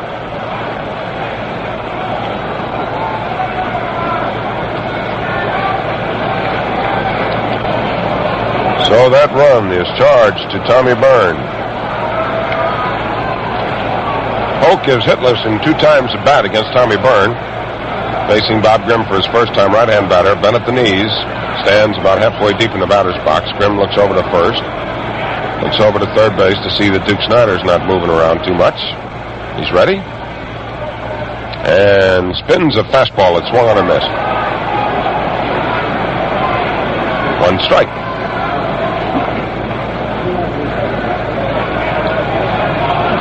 Cerv moves over into right center field. About 5 or 6 steps. Gil McDougall playing about 5 steps off the line. Moves in 1 step now. As Grimm gets ready and deals a fastball that's dropped by Yogi Berra. Can't find it. It's out in front of him. And going down to second is Frollo, and he's in there.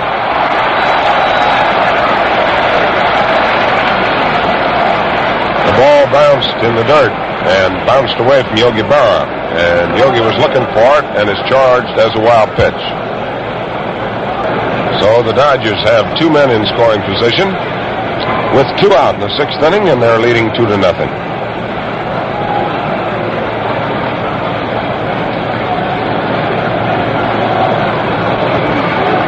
Duke Snyder on at third. Carl Frollo's on at second. And Bob Grimm is pitching to Don Hope.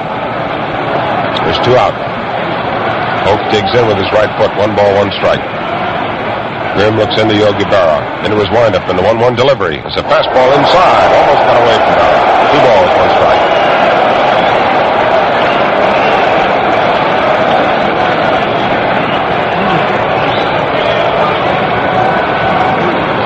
Don Hope moved back quickly and out of there because that fastball was coming right at him. And Grimm was shouting, "Look out," as the ball slipped out of his hand. So it's 2-1 with 2 out, 2 on. The Dodgers lead 2-0. And we are in the top of the 6th. Grimm pitching very carefully to Hope. Looks in, is ready. And the 2-1 delivery is a fastball inside. Ball 3.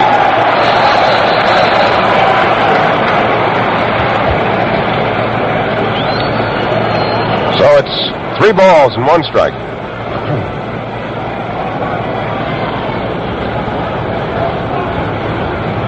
The Brooklyn Dodgers leading in the ball game 2-0. And the outfield around the right as Bob Grimm looks to third. With Duke Snyder leading away, and the pitch is on its way. A fastball. Ball 4.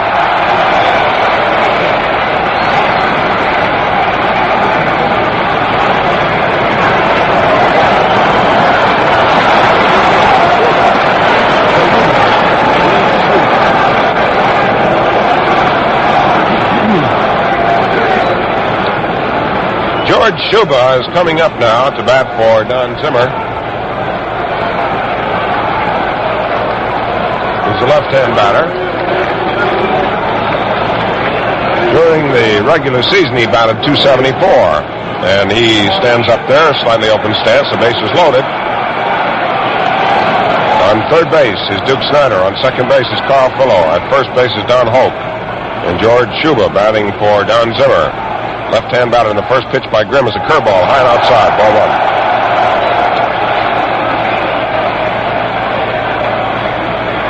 There is a look out to the Yankee bullpen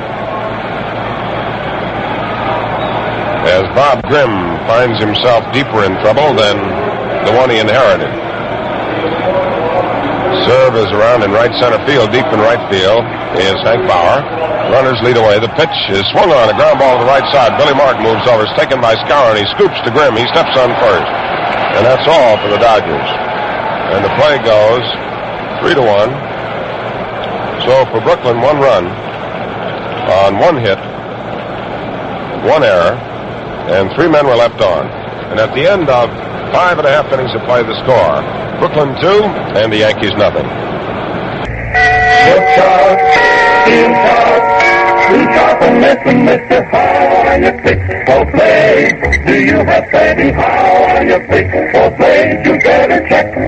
Please make sure you have enough. Cause a worn out blade makes shaving mighty tough. How are you fixed for play? Better look to that good blade we need.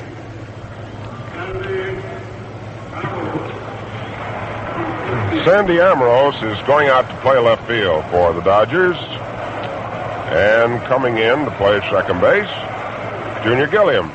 And the first man up is Billy Martin. And he has strike one. Martin has 1 hit and 2 times at bat. And on the mound is Johnny Podres, and he deals a fastball outside. 1 ball, 1 strike.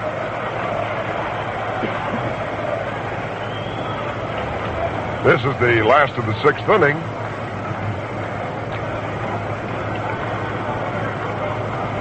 Martin singled in the 3rd, and he flied out to left field in the 1st. So he has 1 for 2 on the day, had 7 hits out of 22 times at bat. The outfield straight away, left side of the infield, has Hope 2 steps off the edge of the grass. The pitch, a fastball. It's inside.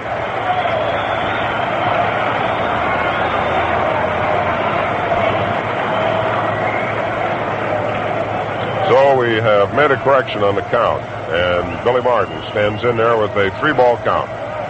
The next pitch is a outside curveball, ball 4, and the Yankees get the first man up on. That is walk number 2 given up by Johnny Podres. And manager Walt Alston makes the walkout from the Dodger dugout to the mound, and out in the bullpen for the Dodgers is Clem Labine and Don Besson. Walt Alston standing there patiently talking, and Pee Wee Reese starts to come out. Podres has given up only 4 hits. He has walked only 2 men. He has struck out 3. But the Dodgers are leading 2-0, and with manager Walt Alston having a bullpen full of pitchers, he wants to take no chance because the season is going to end today. And there's no point in saving pitchers for tomorrow, because there won't be anybody here tomorrow. Gil McDougall is in there now. He struck out. In the 3rd inning, he singled, but the ground ball that he hit Phil Rizzuto, who was moving into 3rd. Martin on at first. The pitch to McDougall shortens up, takes a fastball strike.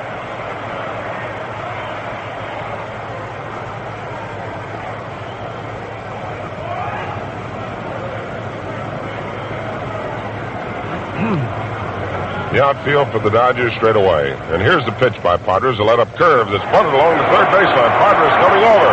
Makes a throw to first, too late. Martin with a beautiful bunt along the 3rd baseline is in at second with McDougall beating out his bunt and going to first. Martin, who walked, moves to second. McDougal beats out a bunt and is on at first, and the Yankees have 2 men on. And that is the 5th hit off Johnny Padres. So Gil McDougal today has 2 hits and 3 times at bat. And here is Yogi Berra. Yogi with a double in 2 times up. Hit a fly ball in center field in the 4th inning. And when Duke Snyder and Junior Gilliam got their signals crossed, it dropped in there for a double. He flied out to center field in the 2nd inning. And Pee Wee Reese comes in to talk to his pitcher, Johnny Padres. Talk about excitement. Well, we got it here today because this is the big game of the World Series. This is the one who decides which team is going to be the world champion.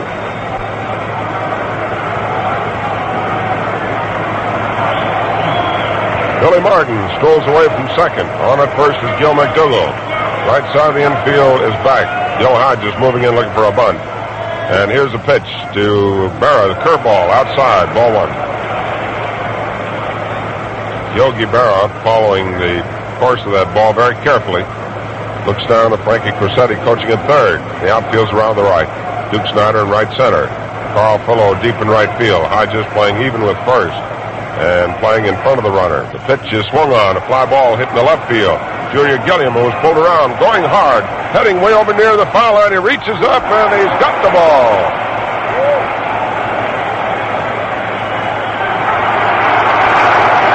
And a throw to first. And they have Gil McDougal double.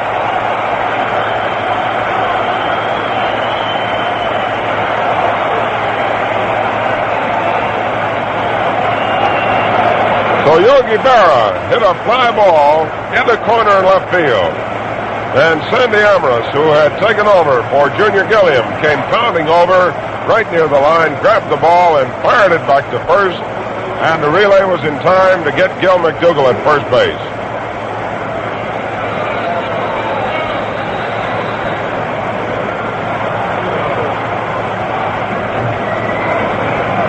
The relay man was Pee Wee Reese.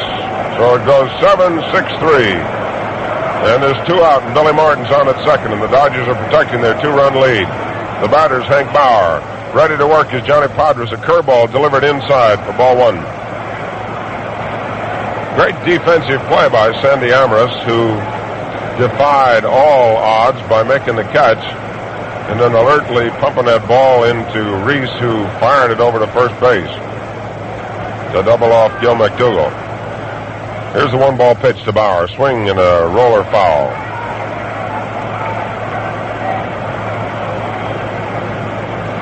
Johnny Padres, the 23-year-old left-hander for the Dodgers, who got the Dodgers off a losing streak after they'd lost the first 2 games to the Yankees. Working here today for the Brooklyn Dodgers and trying to serve up to manager Walt Alston the first World Series victory for the Brooklyn team. The outfield straight away. Billy Martin leads away from second. The 1-1 pitch is swing and a miss. And it's 1-2. Sandy Amorous in left field. Duke Snyder is in center. And Carl Fullow is in right field. Junior Gilliam has replaced Don Zimmer at second base. Johnny Padres digs around a little bit on the mound to make sure that it's all smoothed out where he comes down with that foot. The Dodgers have 2 runs off 3 hits, no errors. The Yankees, no runs, 5 hits, 1 error. Here's the 1-2 pitch to Bauer. Let up curve. Fouls it back. And the count remains unchanged. 1-2.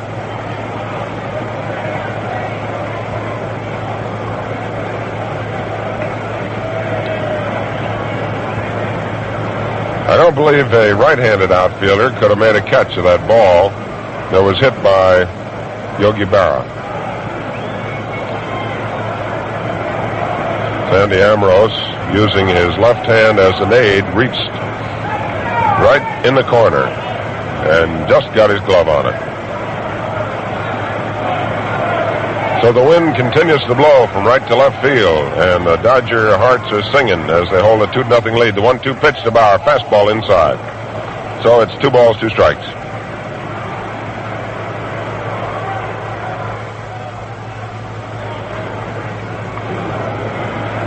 Johnny Padres out there trying to pitch very carefully. He wants to get out of this jam if he can, because Billy Martin is out there on second base. He's got 2 out. He's ready. The 2-2 pitch. Curveball. Swung on. Hit foul in the upper deck. Back of the Yankee dugout. And the new ball goes out to Padres, who takes the opportunity to take a little stroll back at that rubber.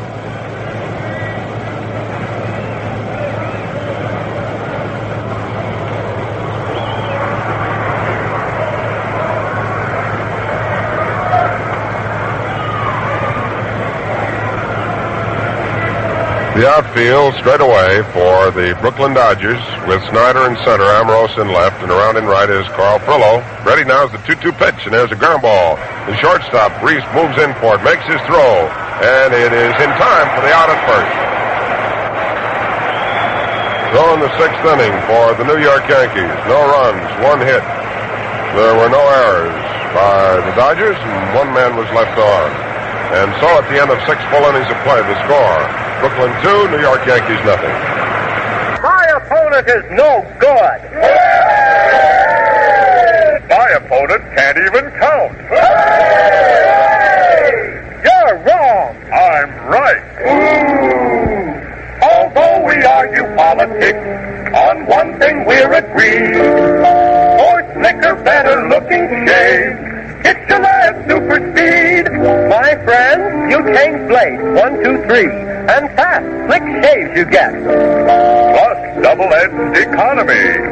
The people's choice Gillette to look sharp. When you face the world to feel sharp. On the ball indeed, just be sharp. Get your whiskers off with the modern Gillette Super Speed. We go into the Brooklyn half of the 7th inning now, with the Brooklyn Dodgers leading by a score of 2-0. The Dodgers have 2 runs from 3 hits, and they've committed no errors.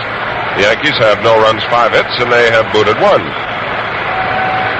Johnny Padres getting a big hand as he comes up there. This young fellow has certainly exhibited great courage. For in the 6th inning, he had given up a walk to Martin. He'd given up a bunt single to McDougal. And then some alert defensive play by the Dodgers got him out of the jam. He's hitless in 2 times at bat. Bob Grimm on the mound for the Yankees. Into his windup. Delivers. Swung on. A ground ball to the right side. 1 hop. Billy Martin's got it. He lets Padres run and has his throw over in time. And there was no question about Martin. It was just a question of when he would throw the ball.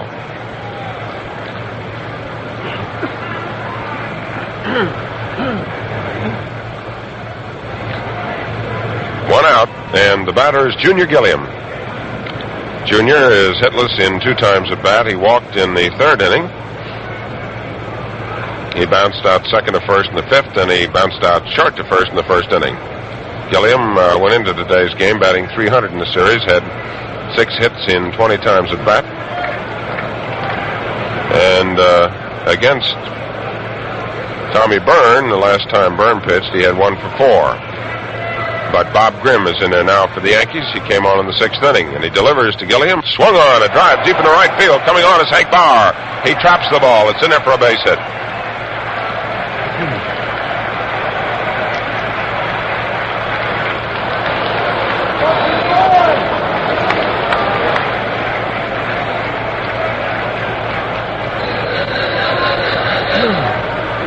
Up now is the Dodger captain, Pee Wee Reese. He has 1 hit and 3 times at bat. The Dodgers have a runner on at first, and they have 1 out. And this is the top of the 7th inning.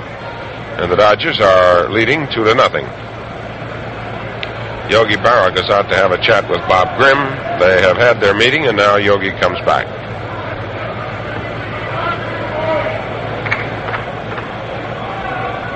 Reese singled in the 6th inning. He lined out to center field in the 3rd, and he flied out to center in the 1st. So he has 1 hit and 3 times at bat. Grimm checks the runner at first base, Junior Gilliam. He is ready, and his pitch is on the way, and there goes Gilliam, and the throw is down to second. Moving over is Rizzuto. The tag is made. He's out. So the play goes 2-6.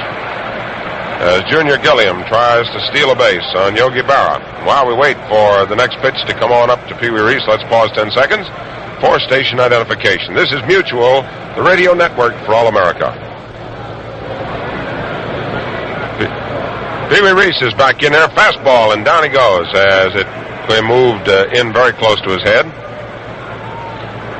1 ball and 1 strike with 2 out.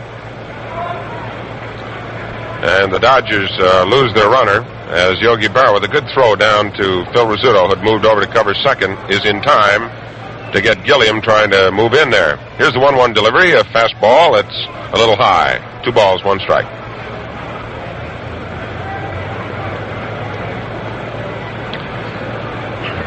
Two and one. Reese has been great defensive ability for the Brooklyn Dodgers in the series, and with his bat, he has also helped the cause. Has had 7 hits and 23 times at bat prior to today. Fastball, strike. 2 balls, 2 strikes. Pee Wee steps out to get a little dirt. And Bob Grimm does a little work on that baseball with those big, strong hands of his.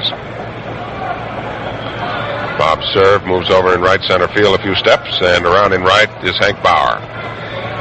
And in left field is Elston Howard. The pitch is a swing and a miss, strike 3. So Bob Grimm gets a hold of the Dodger captain, strikes him out. And in the 7th inning for the Brooklyn Dodgers, no runs, 1 hit, no errors, and nobody left on. At the end of 6.5 innings of play, the score, Brooklyn 2, the New York Yankees nothing.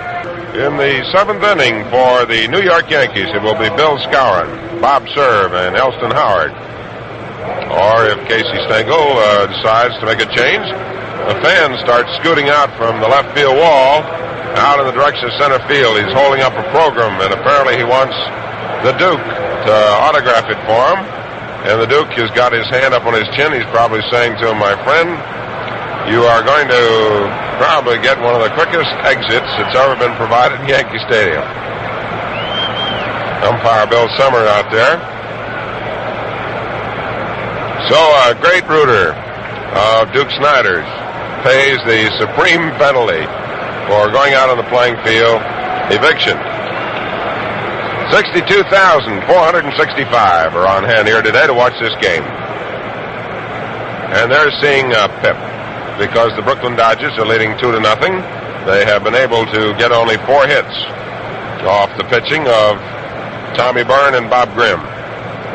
The Yankees have been able to get 5 hits off Johnny Padres, but they have not been able to knock him off that mound. So Padres waits patiently as the men in blue dispose of the fan who rushed out on the field. The outfield straight away. Johnny Padres, the left-hander, is about ready to work. Bill Skowron's in there. First pitch, fastball, high outside. Ball 1.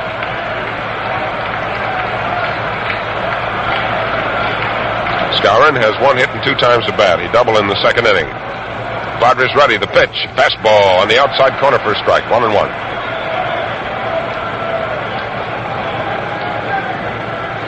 1 ball and 1 strike. Bill Skowron, the strong man of the New York Yankees, wearing number 14, standing deep in their right-hand batter's box. The outfield straight away for the Brooklyn Dodgers. Padres ready to work, and here's the 1-1 pitch. Is a swing and a ground ball to the left side. Coming in is Reese. He's got to hurry. Gets his throw over. He's got him.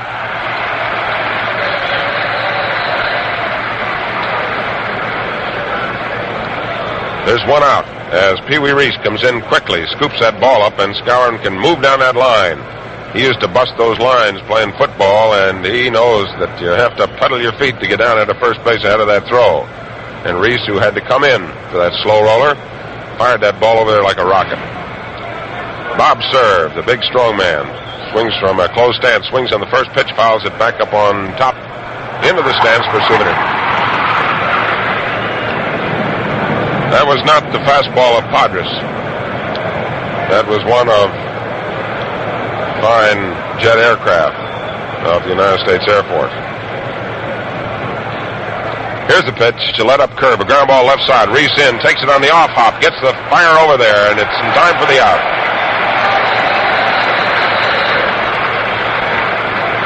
So Pee Wee was really pouring the coal to the boiler as he pumped that ball over to pick off Bob Cerv, who can also scoot down that line. And Johnny Padres comes in with that let-up pitch just as if he's coming in with that fastball, about 3/4. And having the same delivery kind of fools him. Here's Elston Howard, takes a fastball high, ball one. Elston, wearing number 32, takes a look down at Frankie Crosetti, coaching at third. This is the last half of the seventh inning, 2 out. The Yankees trail. The Dodgers are leading 2-0. The seventh game of the World Series. Into his windup is Padres, the left hand, the 1-ball pitch. Swing and a smash down the left side. By, out into left field. It's a base hit. Elston Howard picks off the 6th hit off Johnny Padres on a solid smash through the left side that Pee Wee Reese moved to his right for, dove for, but couldn't come up with. And Mickey Mantle is going to bat for Bob Grimm.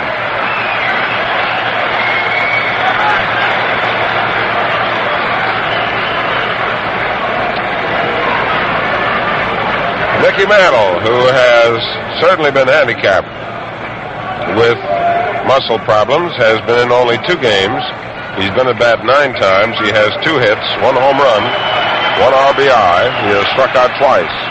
His batting average in this, the 1955 World Series, is .222.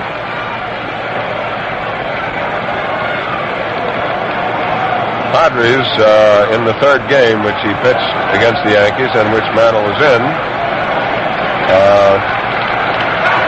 dished up a home run to Mantle. There's a swing and a foul coming back up on top of the deck. But that was the only blow that Mickey got off Johnny Padres, and so Johnny now realizes that with the Dodgers holding a 2-0 lead, he's got his work cut out for him. Elston Howard jumps off to a lead at first, and the pitch is a let-up curve outside. 1 ball and 1 strike. 2 out, last of the 7th. The Dodgers lead 2-0. Mickey Mantle batting from the right side with a closed stance, standing deep in that right-hand batter's box, has his right foot anchored right on that back line. Here's a pitch by Potters, a fastball. Swung on, popped up to the left side. Pee Wee Reese moves back on the edge of the outfield grass. Still moving back, pounds his glove, reaches, he's got it. So Mickey Mantle pops out to Pee Wee Reese, the captain of the Dodgers. And for the Yankees in the 7th inning, no runs, 1 hit, no errors, and 1 Yankee left on base. And at the end of 7 innings of play, the score, Brooklyn 2, New York Yankees nothing.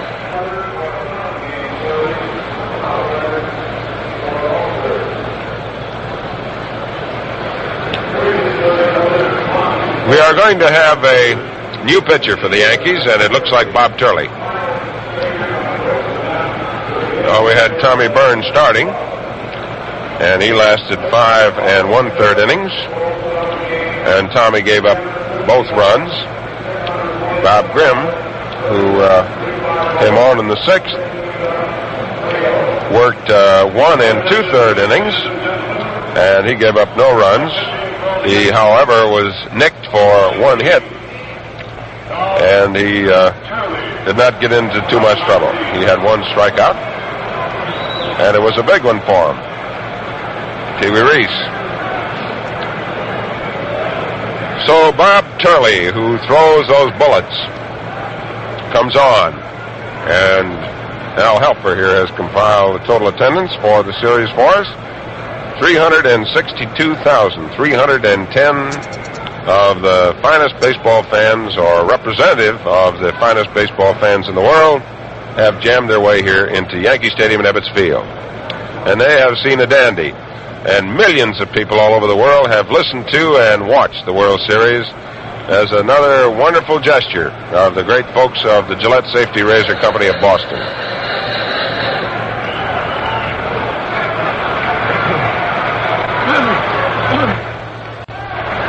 Well, here's Duke Snider stepping in the 8th inning for the Brooklyn Dodgers. Left-hand batter. Bob Turley, the bullet thrower, out there on the mound for the New York Yankees. And Turley looks into Yogi Berra. The outfield's around the right and deep. Right side of the infield's deep. Turley comes in with a fastball that swung on, popped up, coming back out of play, foul.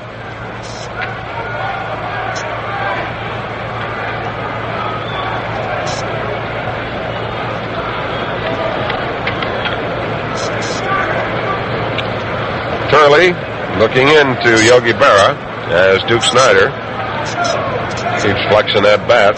Duke could probably like to wind this thing up with 1 big blast. He takes a curve that's in there for a strike. Strike two now to Duke Snider wearing number 4, and the Dodgers leading 2-0. This is the 7th game, the final game. This is it. The World Series will be decided here in the shadows of Yankee Stadium. Turley delivers with a 2-strike pitch, and it's strike 3 call. Boy, there was a fastball that popped on that outside corner, broke away from this left-hand batter. And Bob Turley, who made a start and had a little unhappiness in not getting by the Brooklyn Dodgers, is out there on the mound in relief. And the Yankees still hopeful with the Dodgers only leading by 2 runs. The batter is Roy Campanella. He has 1 hit in 2 official times at bat. Sacrificed his last time. Fastball, swing and a miss. And he really missed that one. And Turley, who is pitching out of those shadows, and with the light background, with the folks out in center field, seated out in the warm sunshine, gets a fastball inside, and backing away is Roy Campanella. Just sitting up here and watching that fastball come in from Turley, I doubt whether I would want to bat against Turley if I could sit back here in the radio coop. Use a bat about 60 feet long. Here's the 1-1 pitch. Fastball swung on, a fly ball hit into short left field. Elson Howard with his glasses down trotting in, pounds his glove, and he makes a catch. So there's 2 out in the 8th inning for the Dodgers, and Carl Frollo is stepping up. Carl was passed intentionally in the 6th inning. He bounced out short to first in the 4th, and he flied to left field in the 2nd. So he's 0 for 2 today. He has had 8 hits in 24 times at bat prior to today, so he's 8 for 26 with 2 official charges for plate duty here in today's game. Bob Serve moves around in right center field. Turley comes in with that fastball inside for ball 1. There's a big hole open in left center. Around in right is Hank Bauer. They're figuring that no one, and I mean no one, will be able to get around on Turley's fastball. He's ready, and he deals another fastball that swung on, hit into center field. And Serve, who was around in right center, just moves in 3 steps and takes it. And in the top of the 8th inning for the Brooklyn Dodgers, no runs, no hits, no errors, nobody left on. At the end of 7.5 innings of play, the score, Brooklyn 2 and the Yankees nothing. This is Westbrook Van Voris with news from Papermate of a significant advance in the science of writing. In my years of news reporting, I've had many a pen stop writing just when I needed it the most. You've probably had the same trouble. Chances are you weren't out of ink. The ink was simply clogged. Ink clogging, you see, is the major reason most ball pens stop writing. After years of research, Papermate has discovered an exclusive new ink formula with an amazing additive called Flogium that ends ink clogging. Because of its remarkable lubricating and anti-clogging properties, Papermate's new ink formula with Flogium writes all the time, every time, even on hard-to-write surfaces such as checks, glossy photos, even glass. Get a Papermate, the only pen that has the exclusive new ink formula with amazing Flogium. The Papermate Piggyback Capri is still just $1.95.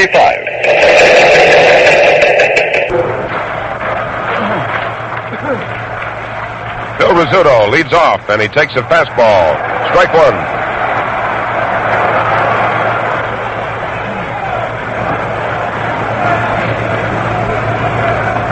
The Scooter is hitless in 2 times at bat. He walked in the 3rd.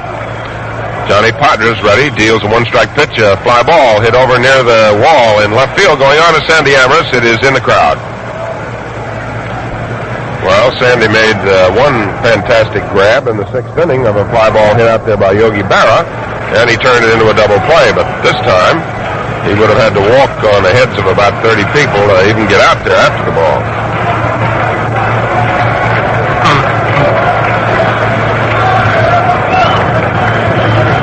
Rizzuto wearing number 10 pumps that bat. Padres comes in with a fastball high. 1 ball, 2 strikes. There's a swing and a foul on the screening and a stop, and it bounces back downstairs. So the count is 1-2. And the Yankees are trailing by 2 runs. And the Dodgers are holding a 2-0 lead. The Dodgers have 4 hits.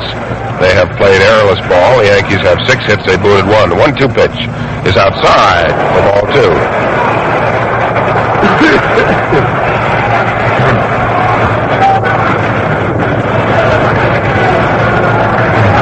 Johnny Padres looks around, see that all of his mates are in their respective positions, and they are.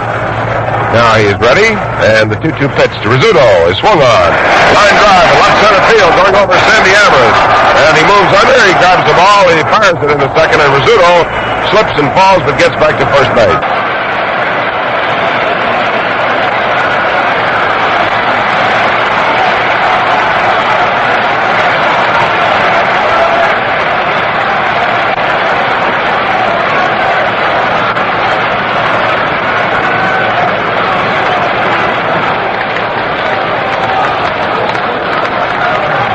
Have a runner on at first in Phil Rizzuto. Billy Martin, the batter. Billy has 1 hit and 2 times at bat. Right-hand batter. Johnny Padres has given up 7 hits. He's ready. Swing and a miss. Strike 1.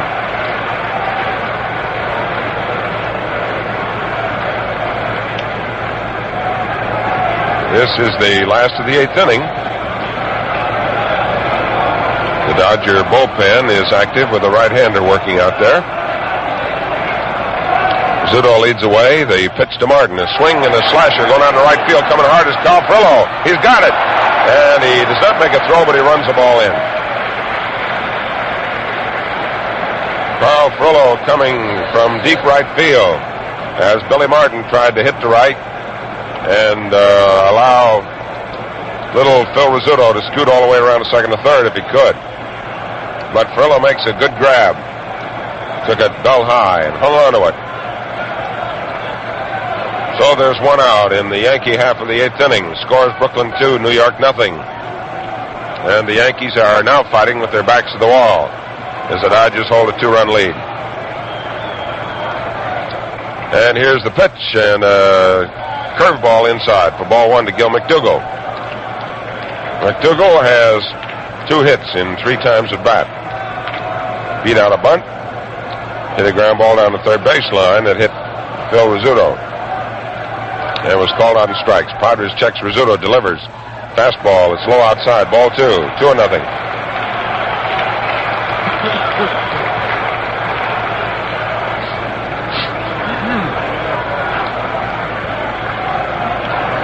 The outfield for the Dodgers straight away. Duke Snider moves back a few steps. Sandy Amherst around and left. Padres looks to Rizzuto at first. The pitch, fastball, strike call.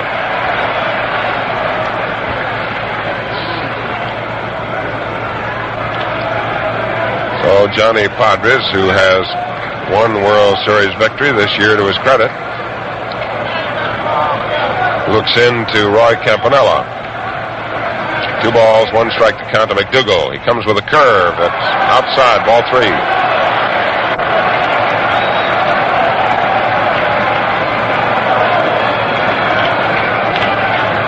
Johnny Padres pitched in 1953 in the 5th game of the World Series. Lost 11-7, and in the 3rd game of this series, won 8-3. This is his first series appearance at Yankee Stadium. Here's a 3-1 pitch to McDougall, strike 2 call.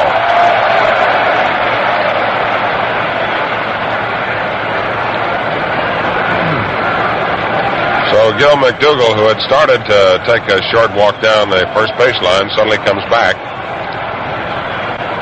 and the count is full.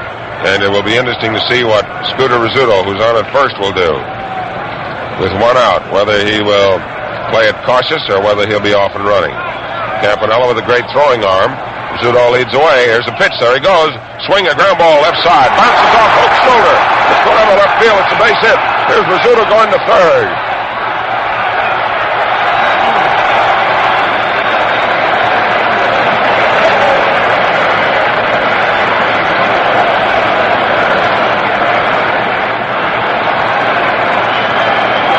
So, Gil McDougall gets credit for a base hit. That ball took a bad hop, hit Don Hoke in the shoulder, bounced over his shoulder into short left field. And the Yankees have the tying runs on bases with 1 out. And Yogi Berra is scheduled to come up. Walt Alston, the manager of the Dodgers, has come out. And he's out there on the mound talking to his pitcher, Johnny Padres, to his catcher, Roy Campanella, and to his captain and shortstop, Pee Wee Reese. That is the 8th hit off Johnny Padres. The score is Brooklyn 2 and the New York Yankees nothing. Manager Walt Alston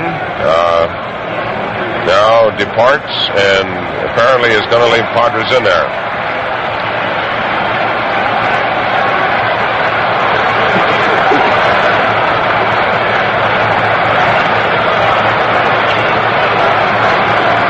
Well, the crowd that was very quiet a few moments ago is really starting to whip it up now.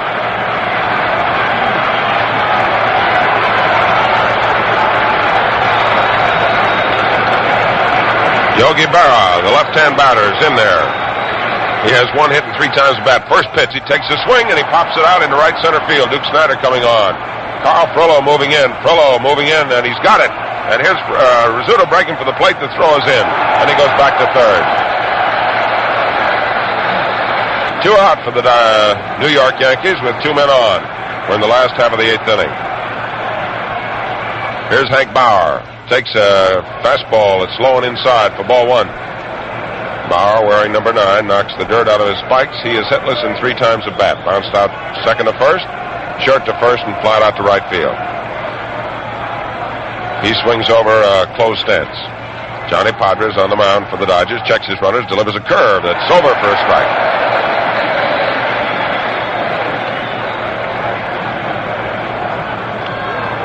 Johnny heaves a big sigh, goes back down off the mound, back near the edge of the grass, picks up a little rosin. Regardless of who wins this game, you must salute Johnny Padres and his great heart, courage that he's had to come in with a soft curve. Delivers a fastball, swung on, foul back.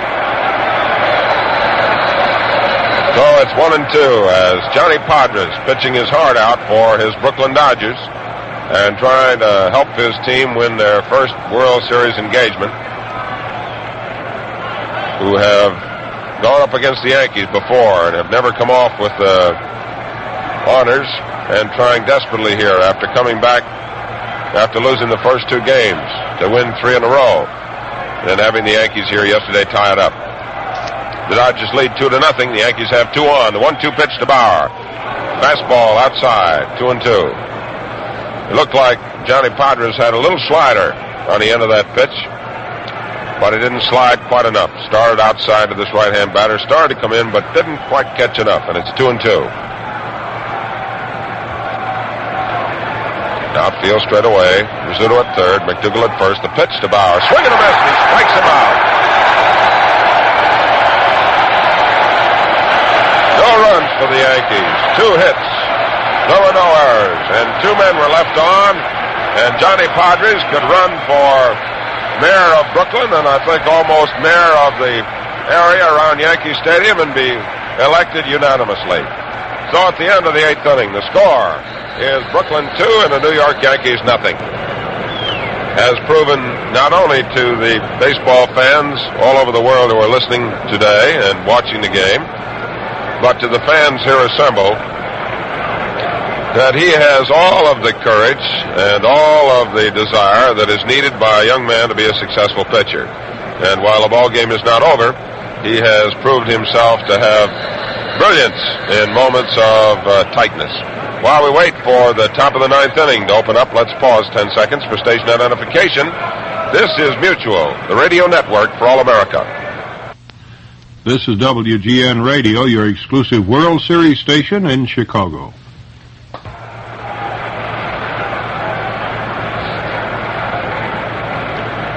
This is Bob Neal with Al Helfer, and we move into the top of the 9th inning. And for the Brooklyn Dodgers, leading off will be the first baseman, Gil Hodges, who swings and pops one up, foul. And moving over is Bill Skowron. He has plenty of room, and he has it for the first out in the 9th inning.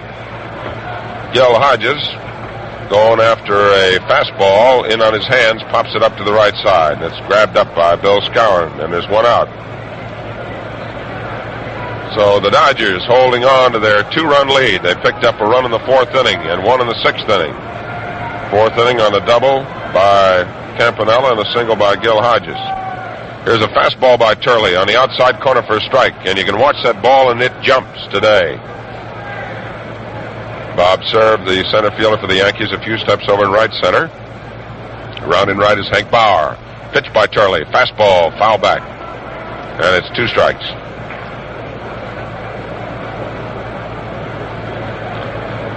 Don Hoke is the batter. He's hitless in 2 times at bat, playing in place of an injured Jackie Robinson. And you could feel kind of, sadness on the Dodger bench when it was announced that Jackie wouldn't play today. But Hoke has been strong. He swings and fouls off Yogi Berra's mitt, and it's out along the right side, but it's foul. And the bat boy for the Yankees sprints out to pick it up. So it's 2 strikes, and the batter's Don Hoke wearing number 43, and the Dodgers are coming up here in the 9th inning. They are leading 2-0. They have only half the hits that the Yankees have, but they have 2 runs and the Yankees haven't any. Ready to work now is Bob Turley, and he delivers a curveball that's inside for ball 1. That ball just hung inside, just a trace, enough to be a ball. Umpire Jim Honachek working carefully behind the plate today. Turley's into his windup, and the 1-2 pitch to Hoke. Fastball swung on, fouled off the facing upstairs, bounces upstairs.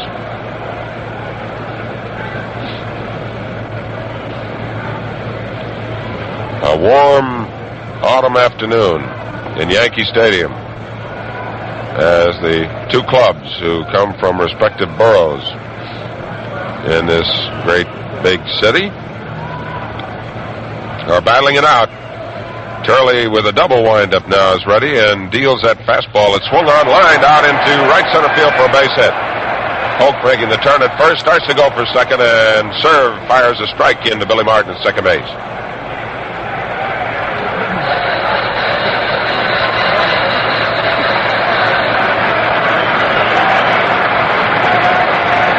Well, here's Sandy Amorose. He's coming up for his first time in this game. He came on after manager Walt Alston had substituted Schuba for Zimmer. And he made quite a catch. Left-hand batter, bent at the waist, bent at the knees, and a fastball pops just inside and high for ball 1. I have never seen Turley's fastball jump as much as it is jumping today. It is not only popping up and breaking down, but it's popping laterally to the left and to the right. Hoke leads the way. Turley checks him, throws to first, back safely. The Dodgers, 2 runs, 5 hits, no errors. The Yankees, no runs, 8 hits, and 1 error. The Dodgers batting in the top of the 9th. They have 1 man on, 1 man out. Turley again looks over to first, Skowron holding against the runner. Hoke with a 3-step lead. The pitch is inside, almost gets away from Yogi Berra, but Yogi recovers and makes his throw back out to the pitcher. So the count is 2 balls to Amorose, who looks down to Billy Herman coaching at third.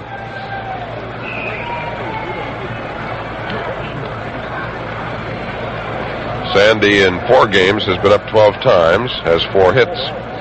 He's driven in 3 runs, and he has had 1 home run. Turley looks to first base. Hoke edges away. The pitch is a fastball high and outside. Ball 3. So Bullet Bob Turley, who was bothered by wildness during the regular American League season, flexes that right arm, goes back, looks back at the dirt in Yankee Stadium, and looks out to the bullpen as he notices that one of his teammates gets up. Here's a 3-0 pitch to Amorose. A ball that breaks over that inside corner, a fastball, and it's a strike. 3-1. Turley wearing number 19. Looking out, there is activity in the Yankee bullpen. Turley's the 3rd pitcher to be used by the Yanks. A fastball swung on and missed. Strike 2. So the count is full. 3-2. And that Turley is making that baseball look about the size of the end of a pin. There goes Hoke, and the pitch is inside, ball 4, and Amorose walks. So the Dodgers have 2 men on, with 1 man out.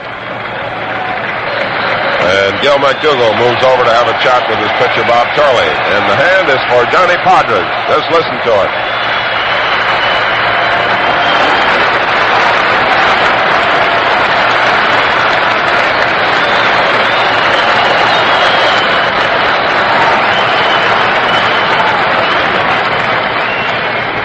Well, New York is famous for its receptions to famous people, to statesmen, to military men, to stars of the stage and screen. And they have shown just as much desire to honor this young man who's pitched valiantly here so far. Swings on the first pitch, hits a fly ball to center field, serve moving on in.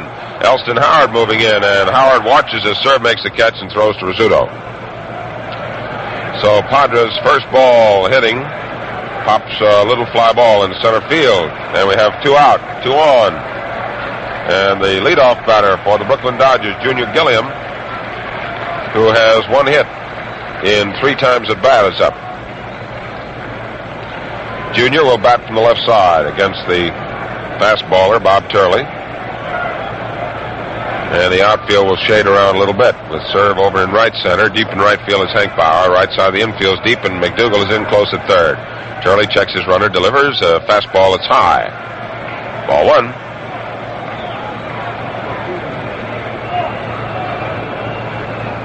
There's almost an anticlimactic feeling now in the ball game, as the fans here remember the 8th inning when the Yankees were threatening to bust the door in.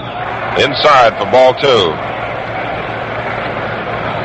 When they had 2 men on and 1 out, that young Johnny Podres disposed of Yogi Berra, ever a dangerous hitter, and struck out Hank Bauer. On at second is Don Hoke, and on at first is Sandy Amaris. And the Dodgers have 2 out in the top of the 9th inning, and Junior Gilliam waits with a 2-ball count. Turley checks his runners. Here's the pitch. A fastball, strike. Manager Walt Alston very nervously pacing inside of his dugout. Jackie Robinson sitting up on the top step. And the Dodgers are all up along the line, watching carefully. This will be a historical moment if the Dodgers can hang on. There's a swing by Gilliam, a long fly ball deep in the right field. Going back near the wall is Hank Bauer. He reaches up. He makes the catch. Fine catch by Hank Bauer, who went deep into right center field near the wall to pull that drive of Junior Gilliam's out of the sky. And the Dodgers try to build up the lead here in the 9th inning, but without success. And in the top of the 9th for Brooklyn, no runs, 1 hit. There were no errors. And the Dodgers left 2 men on base. They have left 8 men on the bases so far. So at the end of 8.5 innings of play, the score, Brooklyn 2, New York Yankees nothing. Only once in series history, as you know, has a team won the series after losing the first 2 games. The 1921 Giants defeating the Yankees 5 games to 3. So we come to the last half of the 9th inning. And leading off for New York will be Bill Skowron. He has 1 hit in 3 times at bat. Johnny Podres, the left-hander, is working out there. He's ready to pitch, and the first pitch to Skowron takes low for ball 1.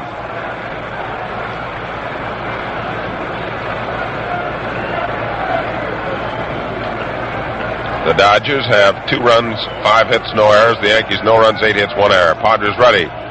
Deals a curveball on the inside corner for a strike. So the count is 1 ball and 1 strike. Skowron is batting. Bob serves on deck. Podres kicks and throws, and it's low for ball 2. 2 balls, 1 strike.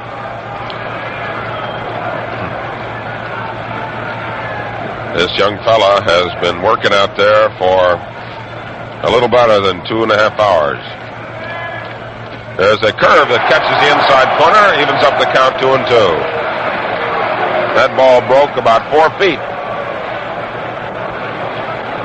So the count to Bill Skowron, 2 balls, 2 strikes. The outfield playing straight away for the Dodgers. Sandy Amaris in left, Duke Snider in center. In right field is Carl Frillo. Don Hoke playing back at third, about 5 steps off the line. Reese halfway between second and third. A swing and a ground ball right back. Padres grabs the ball and tosses underhanded. to the first baseman, and apparently he had trouble digging the ball out of his glove, but he gets it over in time.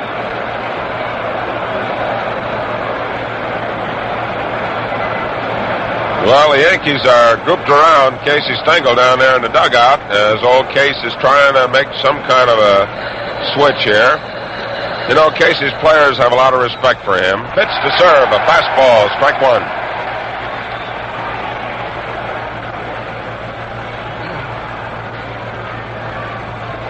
Bob Serve is hitless in 3 times at bat. The outfield straight away. Johnny Padres delivers an overhand fastball for ball 1, strike 1. The Dodgers are 2 outs away from winning the World Series in 1955.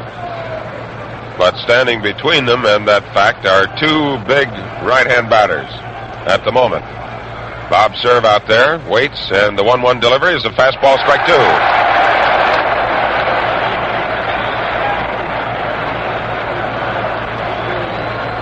And young Padres seems to be throwing just as hard now as he was in the first inning.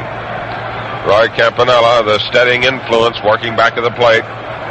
Here's the 1-2 pitch. Serve swings, and he pops it up out into short left field. Going out is Reese. Coming on is Amorous. And Amorous will make the catch.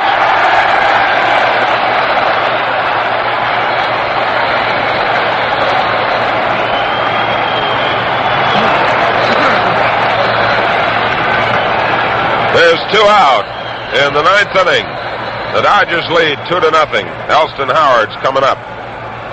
Say, if you're a dyed-in-the-wool rooter or just a casual fan, you'll enjoy the keen-sighted analysis of today's game by Bill Corum, one of America's most popular sports authorities. Here's a pitch to Elston Howard. Strike 1 call.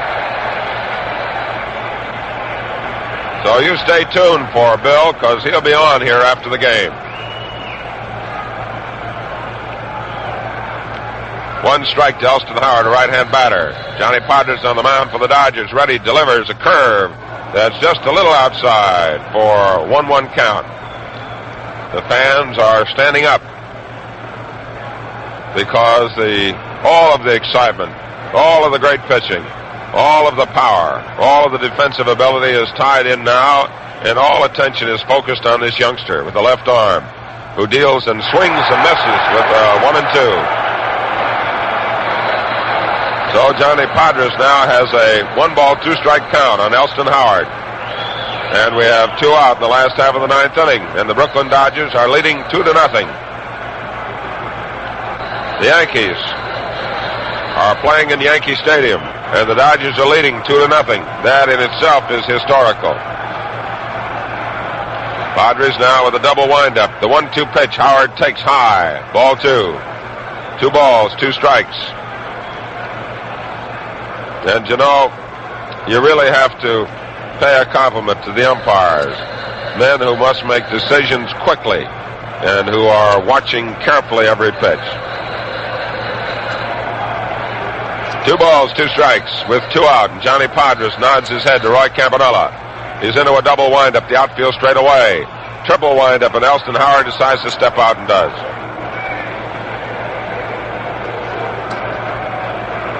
Now, umpire Jim Honachek moves back of the plate. He motions to Johnny Padres. It's all right. Johnny Padres heaves a great big sigh. He looks in now. He starts to pump, and the 2-2 pitch is swung on and foul back, and it's 2-2.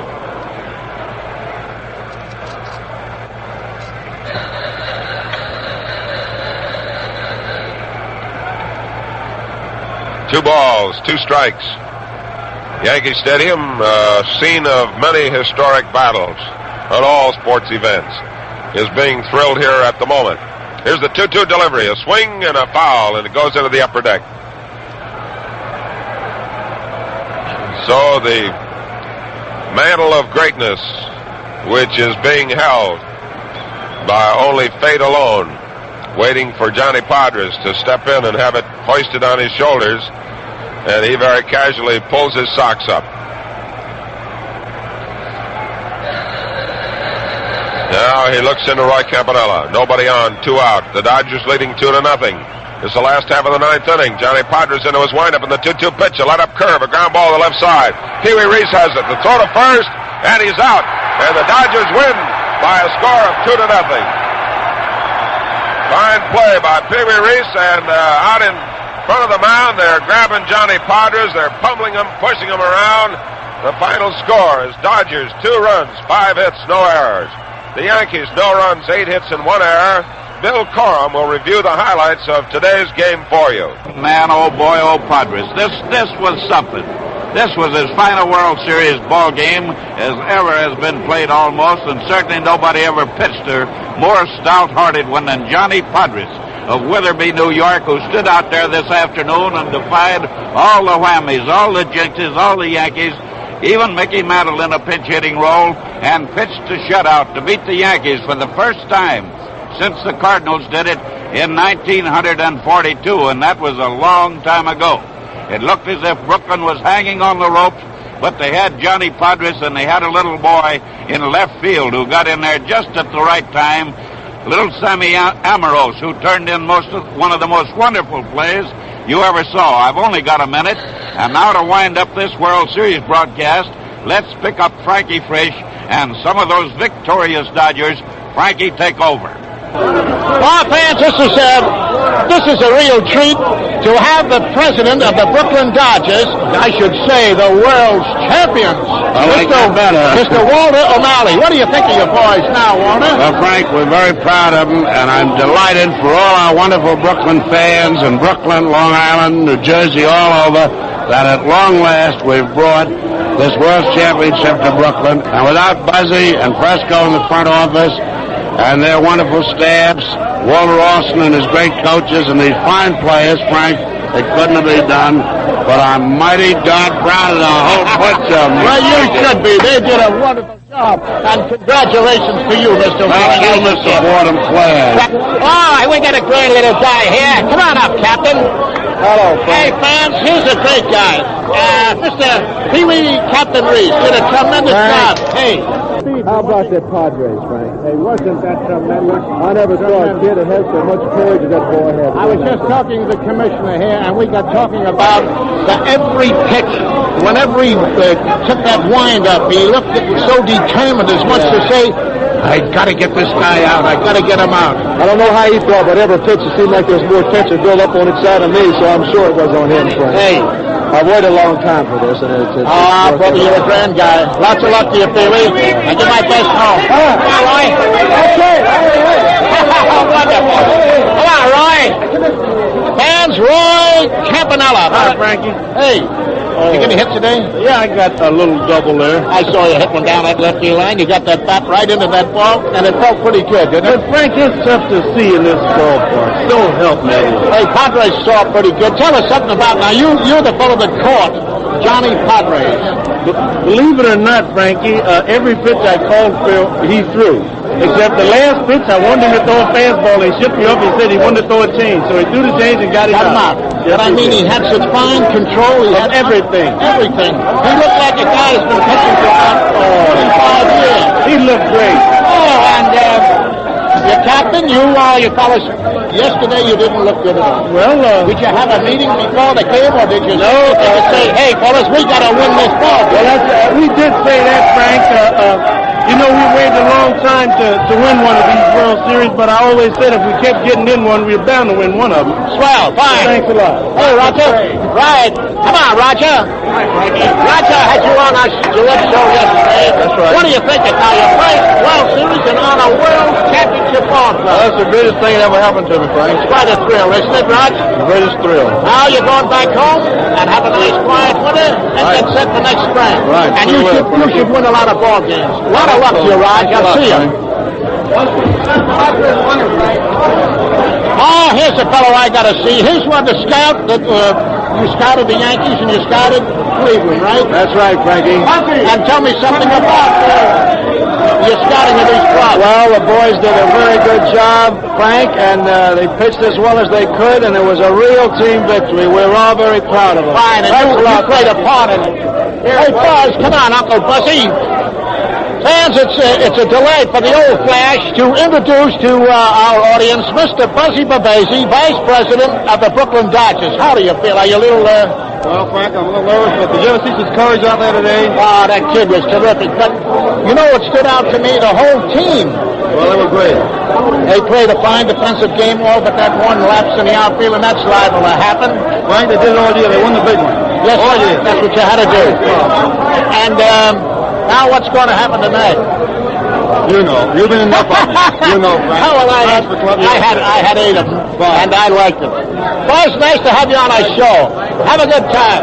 Hey, Russell, glad to see you. There's a guy that did a fine job yesterday in the losing ball game. How many innings you pitched yesterday? 5 2/3, Frankie. 5 2/3. How many hits they get? 4, I believe. 4 and no runs. No runs. It's one of those things you say, well, if Russ Meyer had started, we had you know, you can always second guess you, Frankie. You've had a lot of that happen to you in your life. Wonderful, Russ. Nice to have you. Hey, Uncle Tom. Hello. How's everything? Hey, you look a little like Marciano. Oh, I don't know how I look, but I do one thing. I feel good. Good. Hey, Marciano. Hey, how many hits today? None. Hey, I noticed they were a little careful on your arms.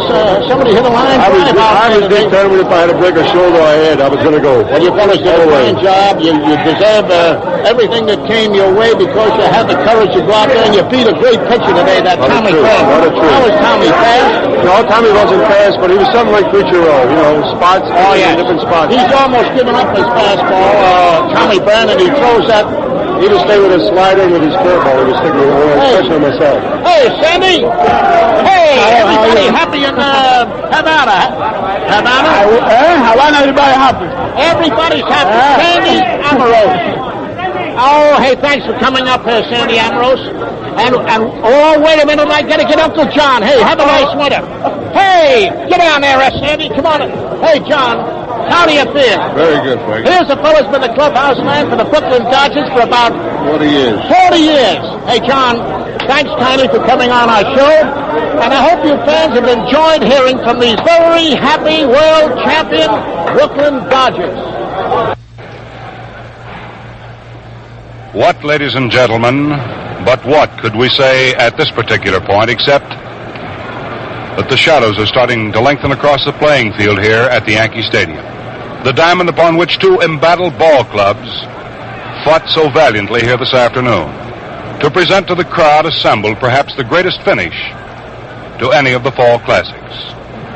And for the first time in the history of baseball, the Brooklyn Dodgers become the world champions. And they'll mark the year of 1955 as the year that they have long been waiting for. So it's glee in Flatbush tonight and a bit of sorrow in the Bronx.